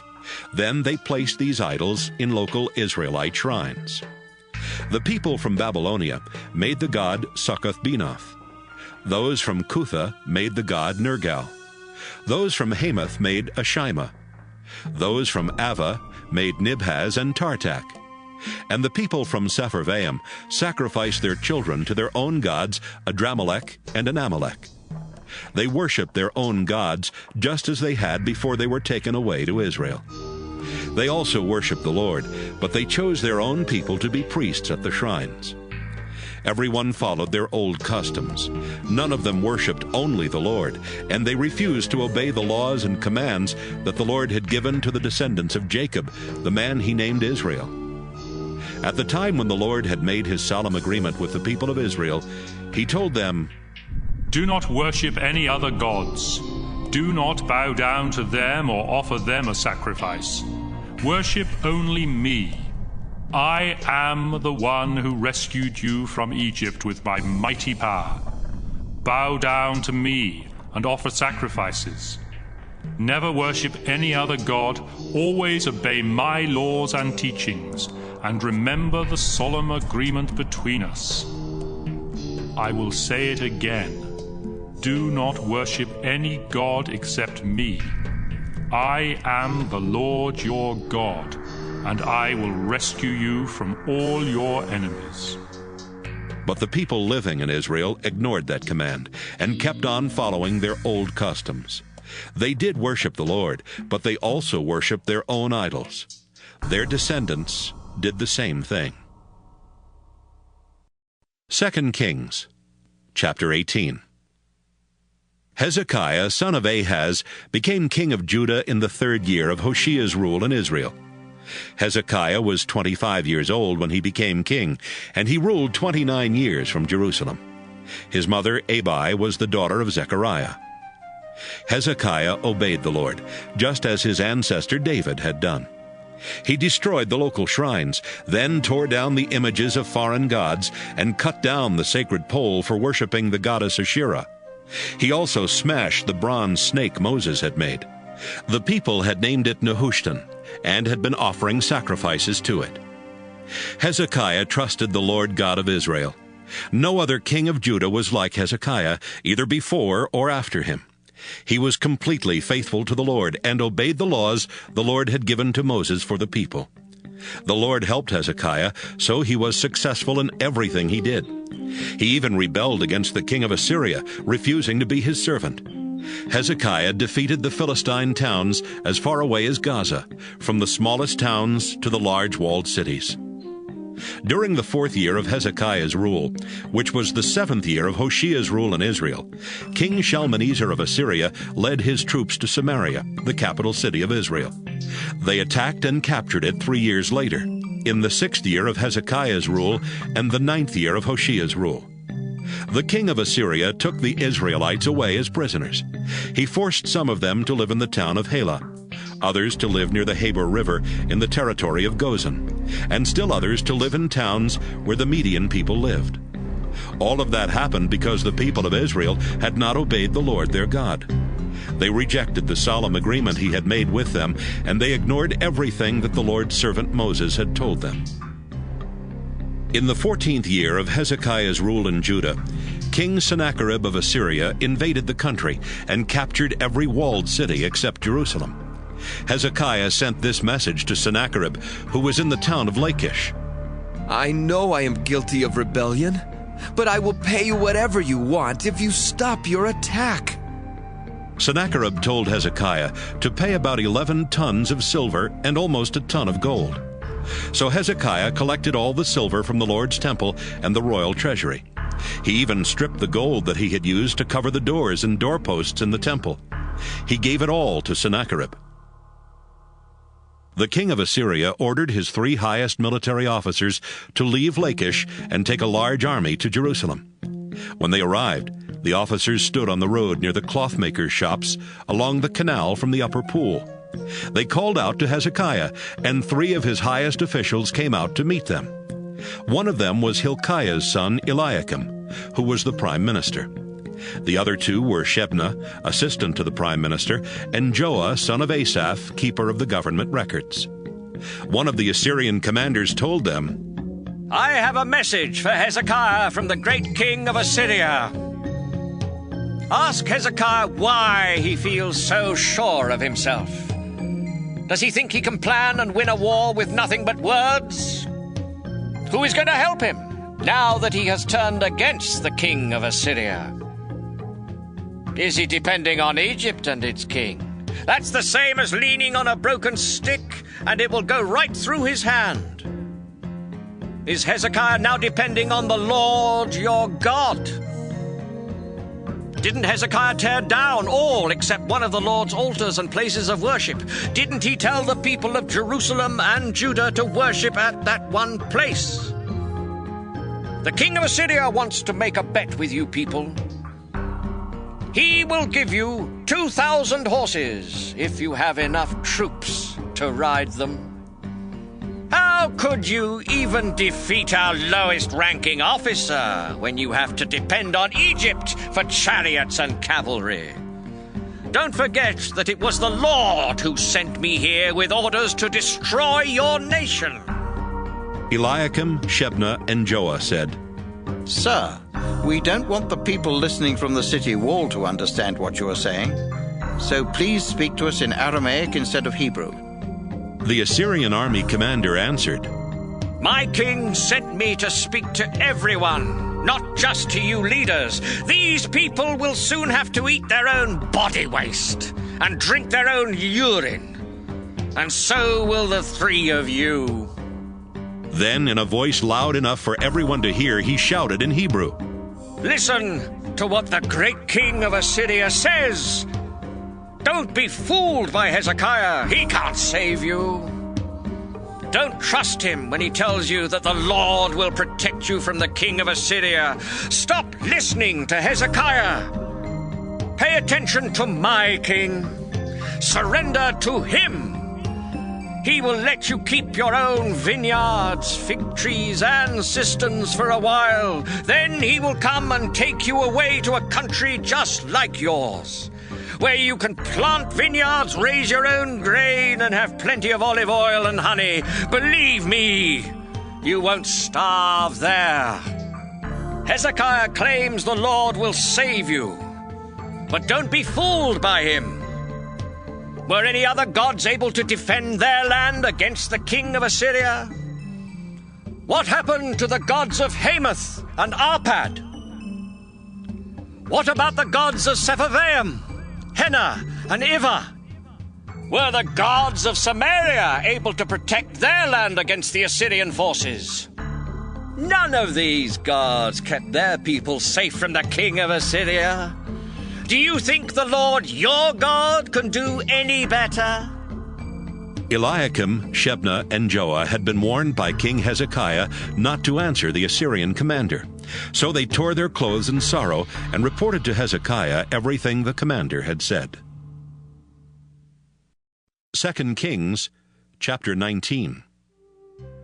As soon as Hezekiah heard the news, he tore off his clothes in sorrow and put on sackcloth. Then he went into the temple of the Lord. He told Prime Minister Eliakim, Assistant Prime Minister Shebna, and the senior priests to dress in sackcloth and tell the prophet Isaiah, These are difficult and disgraceful times. Our nation is like a woman too weak to give birth when it's time for her baby to be born. Please pray for those of us who are left alive. The king of Assyria sent his army commander to insult the living God. Perhaps the Lord heard what he said and will do something if you will pray. When the leaders went to Isaiah, he told them that the Lord had this message for Hezekiah. I am the Lord. Don't worry about the insulting things that have been said about me by these messengers from the king of Assyria. I will upset him with rumors about what's happening in his own country. He will go back, and there I will make him die a violent death. Meanwhile, the commander of the Assyrian forces heard that his king had left the town of Lachish and was now attacking Libnah, so he went there. About this same time, the king of Assyria learned that King Tirhakah of Ethiopia was on his way to attack him. Then the king of Assyria sent some messengers with this note for Hezekiah. Don't trust your God or be fooled by his promise to defend Jerusalem against me. You have heard how we Assyrian kings have completely wiped out other nations. What makes you feel so safe? The Assyrian kings before me destroyed the towns of Gozan, Haran, Reziph, and everyone from Eden who lived in Telazar. What good did their gods do them? The kings of Hamath, Arpad, Sepharvaim, Henna, and Ivah have all disappeared. After Hezekiah had read the note from the king of Assyria, he took it to the temple and spread it out for the Lord to see. He prayed, Lord God of Israel, your throne is above the winged creatures. You created the heavens and the earth, and you alone rule the kingdoms of this world. But just look how Sennacherib has insulted you, the living God. It is true, our Lord, that Assyrian kings have turned nations into deserts. They destroyed the idols of wood and stone that the people of those nations have made and worshipped. But you are our Lord and our God. We ask you to keep us safe from the Assyrian king. Then everyone in every kingdom on earth will know that you are the only God. Isaiah went to Hezekiah and told him that the Lord God of Israel had said, Hezekiah, I heard your prayer about King Sennacherib of Assyria. Now this is what I say to that king. The people of Jerusalem hate and make fun of you. They laugh behind your back. Sennacherib, you cursed, shouted, and sneered at me, the holy God of Israel. You let your officials insult me, the Lord. And here is what you have said about yourself. I led my chariots to the highest heights of Lebanon's mountains. I went deep into its forests, cutting down the best cedar and cypress trees. I dried up every stream in the land of Egypt, and I drank water from wells I had dug. Sennacherib, now listen to me, the Lord. I planned all this long ago. And you don't even realize that I alone am the one who decided that you would do these things. I let you make ruins of fortified cities. Their people became weak, terribly confused. They were like wild flowers or tender young grass growing on a flat roof, scorched before it matures. I know all about you, even how fiercely angry you are with me. I have seen your pride and the tremendous hatred you have for me. Now I will put a hook in your nose, a bit in your mouth. Then I will send you back to where you came from. Hezekiah, I will tell you what's going to happen. This year you will eat crops that grow on their own, and the next year you will eat whatever springs up where those crops grew. But the third year you will plant grain and vineyards, and you will eat what you harvest. Those who survive in Judah will be like a vine that puts down deep roots and bears fruit. I, the Lord all-powerful, will see to it that some who live in Jerusalem will survive. I promise that the king of Assyria won't get into Jerusalem, or shoot an arrow into the city, or even surround it and prepare to attack. As surely as I am the Lord, he will return by the way he came and will never enter Jerusalem. I will protect it for myself and for my servant David. That same night, the Lord sent an angel to the camp of the Assyrians, and he killed 185,000 of them. And so the next morning the camp was full of dead bodies. After this, King Sennacherib went back to Assyria and lived in the city of Nineveh. One day he was worshiping in the temple of his god Nisroch, when his sons Adramelech and Sharezer killed him with their swords. They escaped to the land of Ararat, and his son Esarhaddon became king. 2 Kings, chapter 20. About this time, Hezekiah got sick and was almost dead. Isaiah the prophet went in and told him, The Lord says, you won't ever get well. You are going to die, so you had better start doing what needs to be done. Hezekiah turned toward the wall and prayed, Don't forget that I have been faithful to you, Lord. I have obeyed you with all my heart, and I do whatever you say is right. After this he cried hard. Before Isaiah got to the middle court of the palace, the Lord sent him back to Hezekiah with this message. Hezekiah, you are the ruler of my people, and I am the Lord God who was worshipped by your ancestor David. I heard you pray, and I saw you cry. I will heal you, so that 3 days from now you will be able to worship in my temple. I will let you live 15 years more while I protect you and your city from the king of Assyria.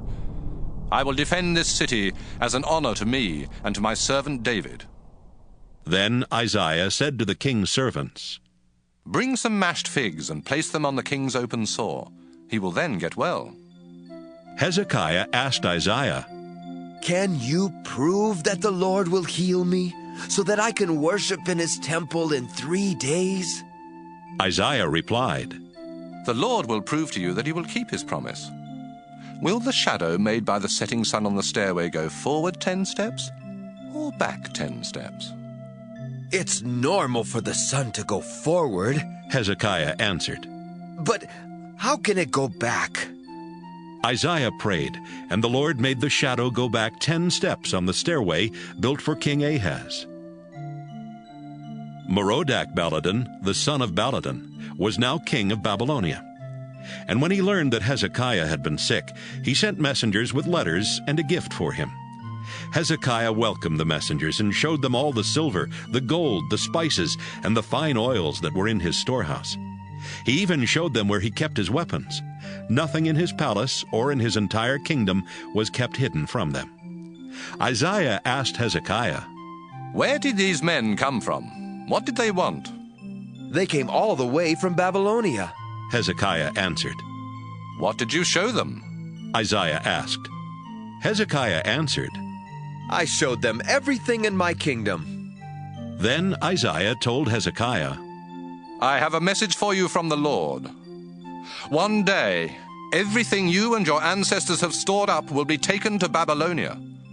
The Lord has promised that nothing will be left. Some of your own sons will be taken to Babylonia, where they will be disgraced and made to serve in the king's palace. Hezekiah thought, At least our nation will be at peace for a while. So he told Isaiah, The message you brought me from the Lord is good. Everything else Hezekiah did while he was king, including how he made the upper pool and tunnel to bring water into Jerusalem, is written in the history of the kings of Judah. Hezekiah died, and his son Manasseh became king. 2 Kings, chapter 21. Manasseh was 12 years old when he became king of Judah, and he ruled 55 years from Jerusalem. His mother was Hephzibah.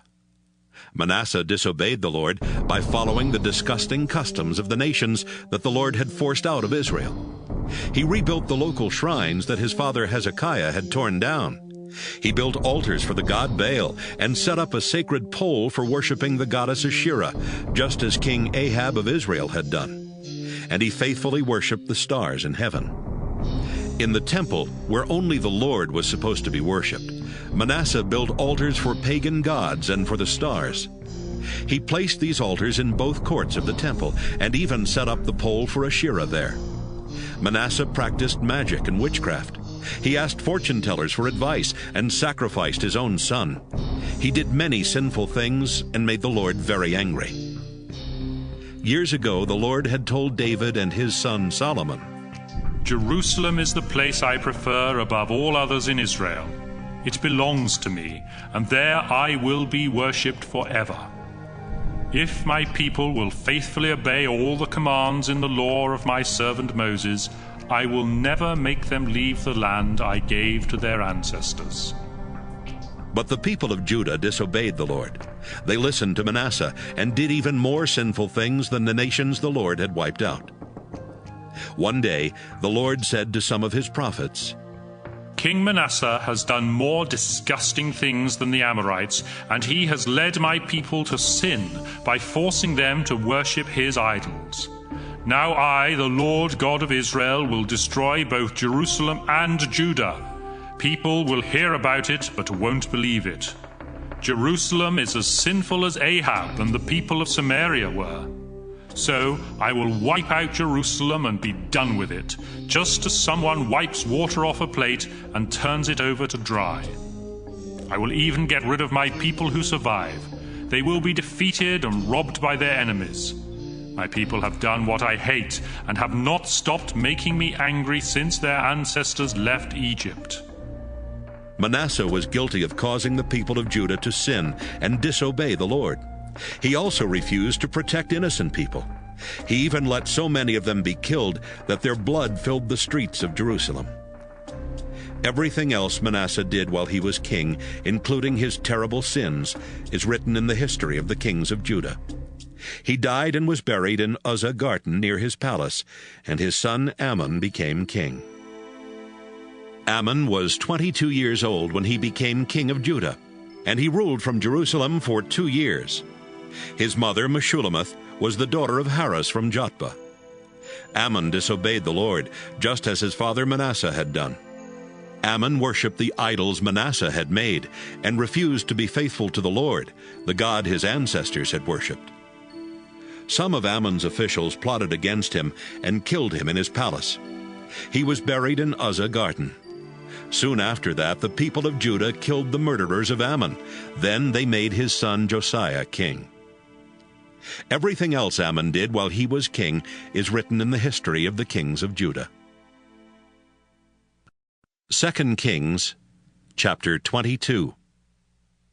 Josiah was 8 years old when he became king of Judah, and he ruled 31 years from Jerusalem. His mother Jedidah was the daughter of Adai from Bozkath. Josiah always obeyed the Lord, just as his ancestor David had done. After Josiah had been king for 18 years, he told Shaphan, one of his highest officials, Go to the Lord's temple And ask Hilkiah the high priest to collect from the guards all the money that the people have donated. Have Hilkiah give it to the men supervising the repairs to the temple. They can use some of the money to pay the workers, and with the rest of it, they can buy wood and stone for the repair work. They are honest, so he won't ask them to keep track of the money.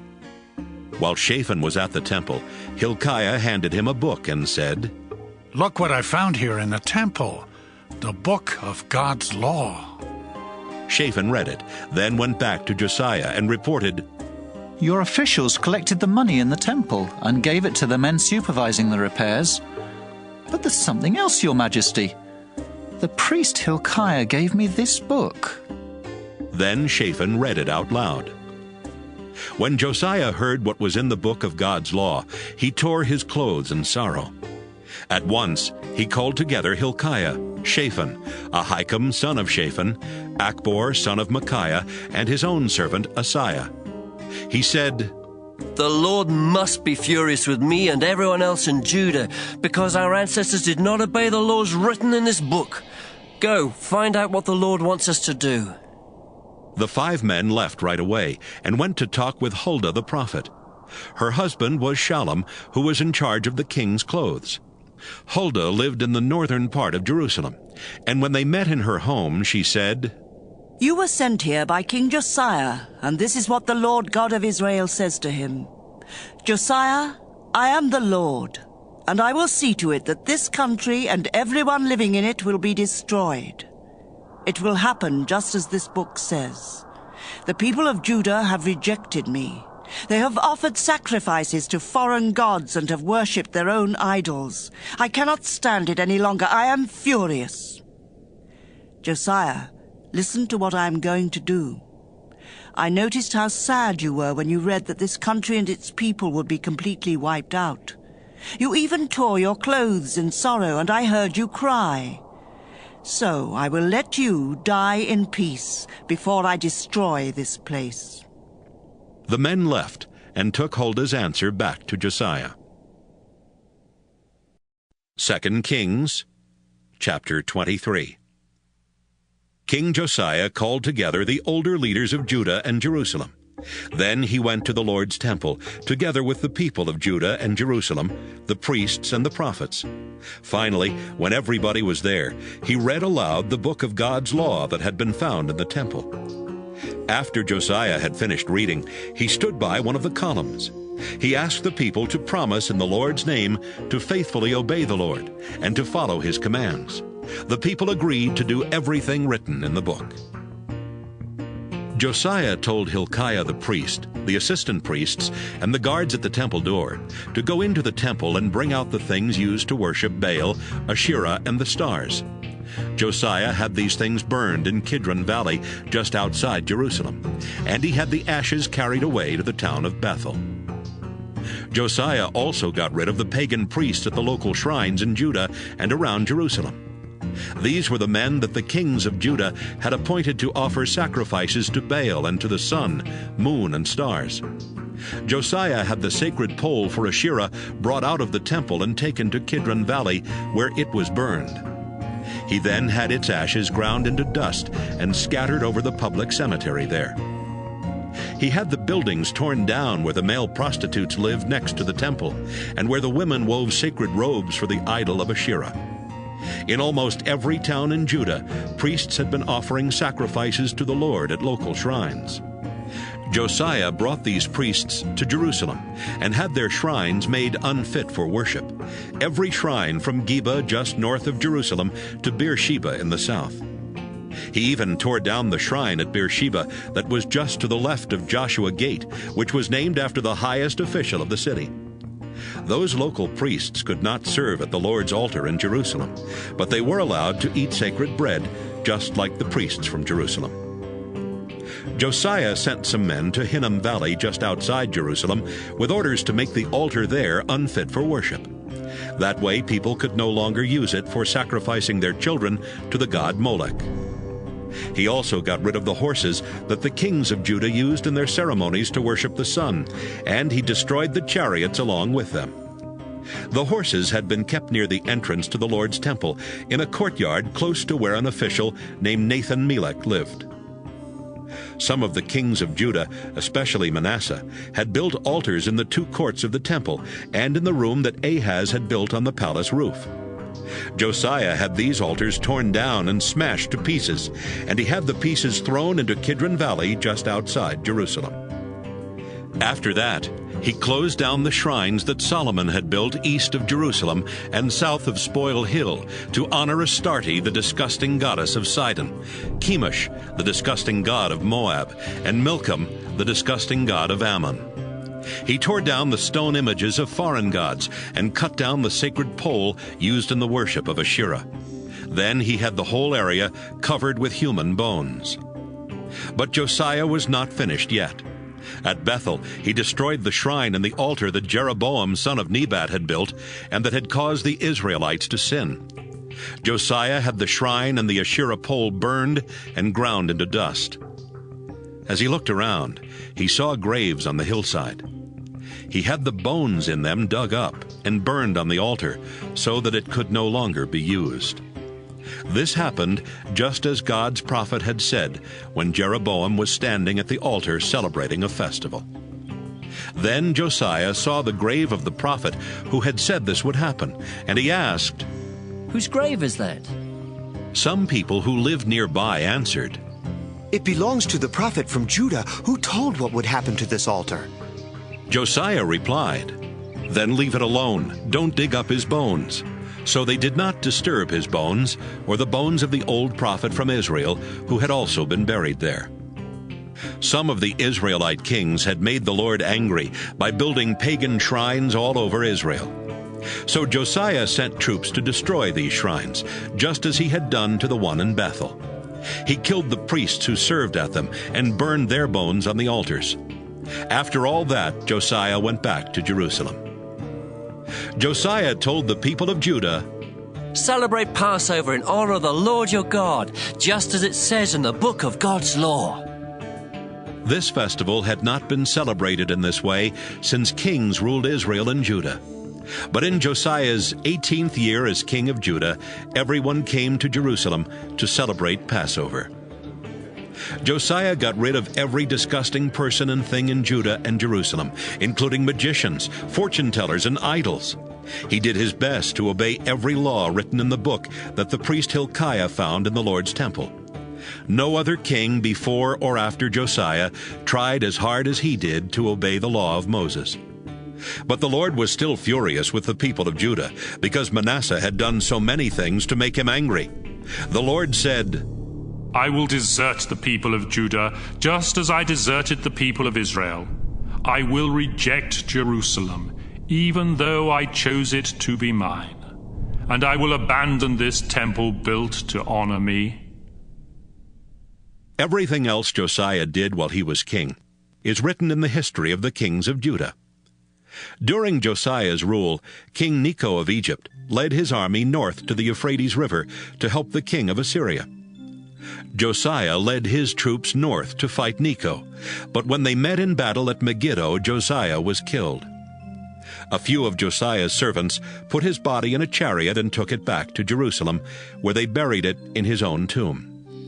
Then the people of Judah found his son Jehoahaz and poured olive oil on his head to show that he was their new king. Jehoahaz was 23 years old when he became king of Judah, and he ruled from Jerusalem only 3 months. His mother Hamutal was the daughter of Jeremiah from Libnah. Jehoahaz disobeyed the Lord just as some of his ancestors had done. King Necho of Egypt had Jehoahaz arrested and put in prison at Riblah near Hamath. Then he forced the people of Judah to pay him almost 4 tons of silver and about 75 pounds of gold as taxes. Necho appointed Josiah's son Eliakim king of Judah and changed his name to Jehoiakim. He took Jehoahaz as a prisoner to Egypt, where he died. Jehoiakim forced the people of Judah to pay higher taxes so he could give Necho the silver and gold he demanded. Jehoiakim was 25 years old when he was appointed king, and he ruled 11 years from Jerusalem. His mother Zebidah was the daughter of Pedaiah from Rumah. Jehoiakim disobeyed the Lord by following the example of his ancestors. 2 Kings, chapter 24. During Jehoiakim's rule, King Nebuchadnezzar of Babylonia invaded and took control of Judah. Jehoiakim obeyed Nebuchadnezzar for 3 years, but then he rebelled. At that time, the Lord started sending troops to rob and destroy towns in Judah. Some of these troops were from Babylonia, and others were from Syria, Moab, and Ammon. The Lord had sent his servants, the prophets, to warn Judah about this, and now he was making it happen. The country of Judah was going to be wiped out because Manasseh had sinned and caused many innocent people to die. The Lord would not forgive this. Everything else Jehoiakim did while he was king is written in the history of the kings of Judah. Jehoiakim died, and his son Jehoiakim became king. King Nebuchadnezzar defeated King Necho of Egypt and took control of his land from the Egyptian gorge all the way north to the Euphrates River. So Necho never invaded Judah again. Jehoiakim was 18 years old when he became king of Judah, and he ruled only 3 months from Jerusalem. His mother, Nehushta, was the daughter of Elnathan from Jerusalem. Jehoiakim disobeyed the Lord, just as his father Jehoiakim had done. King Nebuchadnezzar of Babylonia sent troops to attack Jerusalem soon after Jehoiakim became king. During the attack, Nebuchadnezzar himself arrived at the city. Jehoiakim immediately surrendered, together with his mother and his servants, as well as his army officers and officials. Then Nebuchadnezzar had Jehoiakim arrested. These things took place in the 8th year of Nebuchadnezzar's rule in Babylonia. The Lord had warned that someday the treasures would be taken from the royal palace and from the temple, including the gold objects that Solomon had made for the temple. And that's exactly what Nebuchadnezzar ordered his soldiers to do. He also led away as prisoners the Jerusalem officials, the military leaders, and the skilled workers, 10,000 in all. Only the very poorest people were left in Judah. Nebuchadnezzar took Jehoiakim to Babylon, along with his mother, his wives, his officials, and the most important leaders of Judah. He also led away 7,000 soldiers, 1,000 skilled workers, and anyone who would be useful in battle. Then Nebuchadnezzar appointed Jehoiakim's uncle Mattaniah king of Judah and changed his name to Zedekiah. Zedekiah was 21 years old when he was appointed king of Judah, and he ruled from Jerusalem for 11 years. His mother, Hamutal, was the daughter of Jeremiah from Libnah. Zedekiah disobeyed the Lord, just as Jehoiakim had done. It was Zedekiah who finally rebelled against Nebuchadnezzar. The people of Judah and Jerusalem had made the Lord so angry that he finally turned his back on them. That's why these horrible things were happening. 2 Kings, chapter 25. In Zedekiah's 9th year as king, on the 10th day of the 10th month, King Nebuchadnezzar of Babylonia led his entire army to attack Jerusalem. The troops set up camp outside the city and built ramps up to the city walls. After a year and a half, all the food in Jerusalem was gone. Then, on the 9th day of the 4th month, the Babylonian troops broke through the city wall. That same night, Zedekiah and his soldiers tried to escape through the gate near the royal garden, even though they knew the enemy had the city surrounded. They headed toward the desert, but the Babylonian troops caught up with them near Jericho. They arrested Zedekiah, but his soldiers scattered in every direction.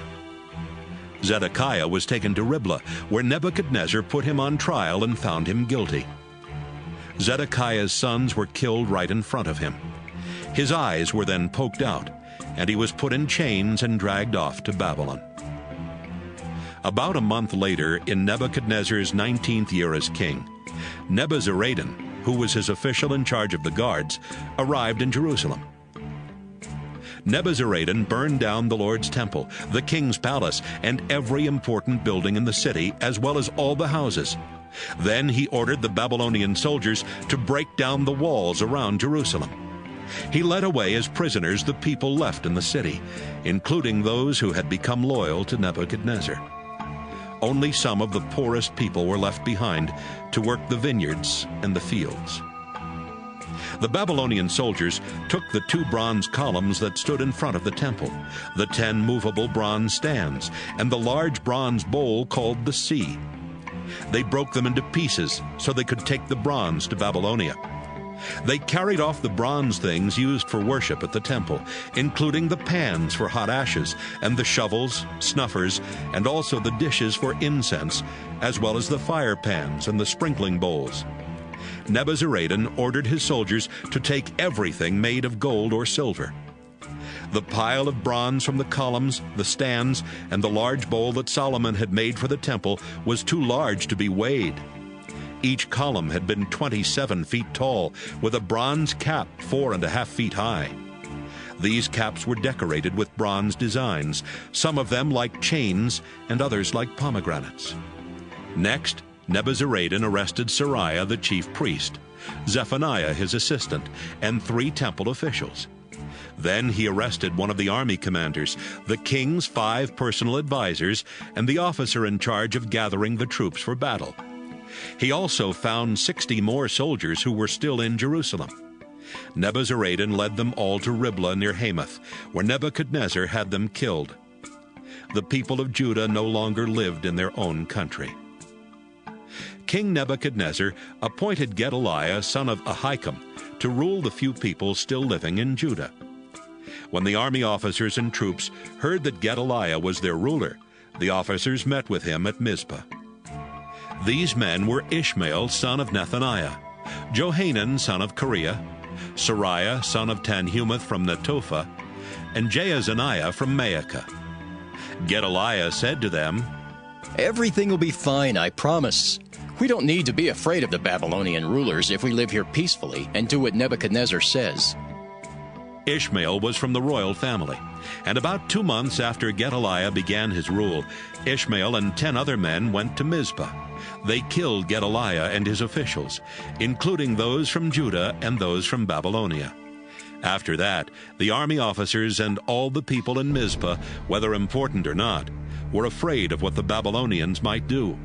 So they left Judah and went to Egypt. Jehoiakim was a prisoner in Babylon for 37 years. Then Evil-Merodach became king of Babylonia, and in the first year of his rule, on the 27th day of the 12th month, he let Jehoiakim out of prison. Evil-Merodach was kind to Jehoiakim and honored him more than any of the other kings held prisoner there. Jehoiakim was even allowed to wear regular clothes, and he ate at the king's table every day. As long as Jehoiakim lived, he was paid a daily allowance to buy whatever he needed.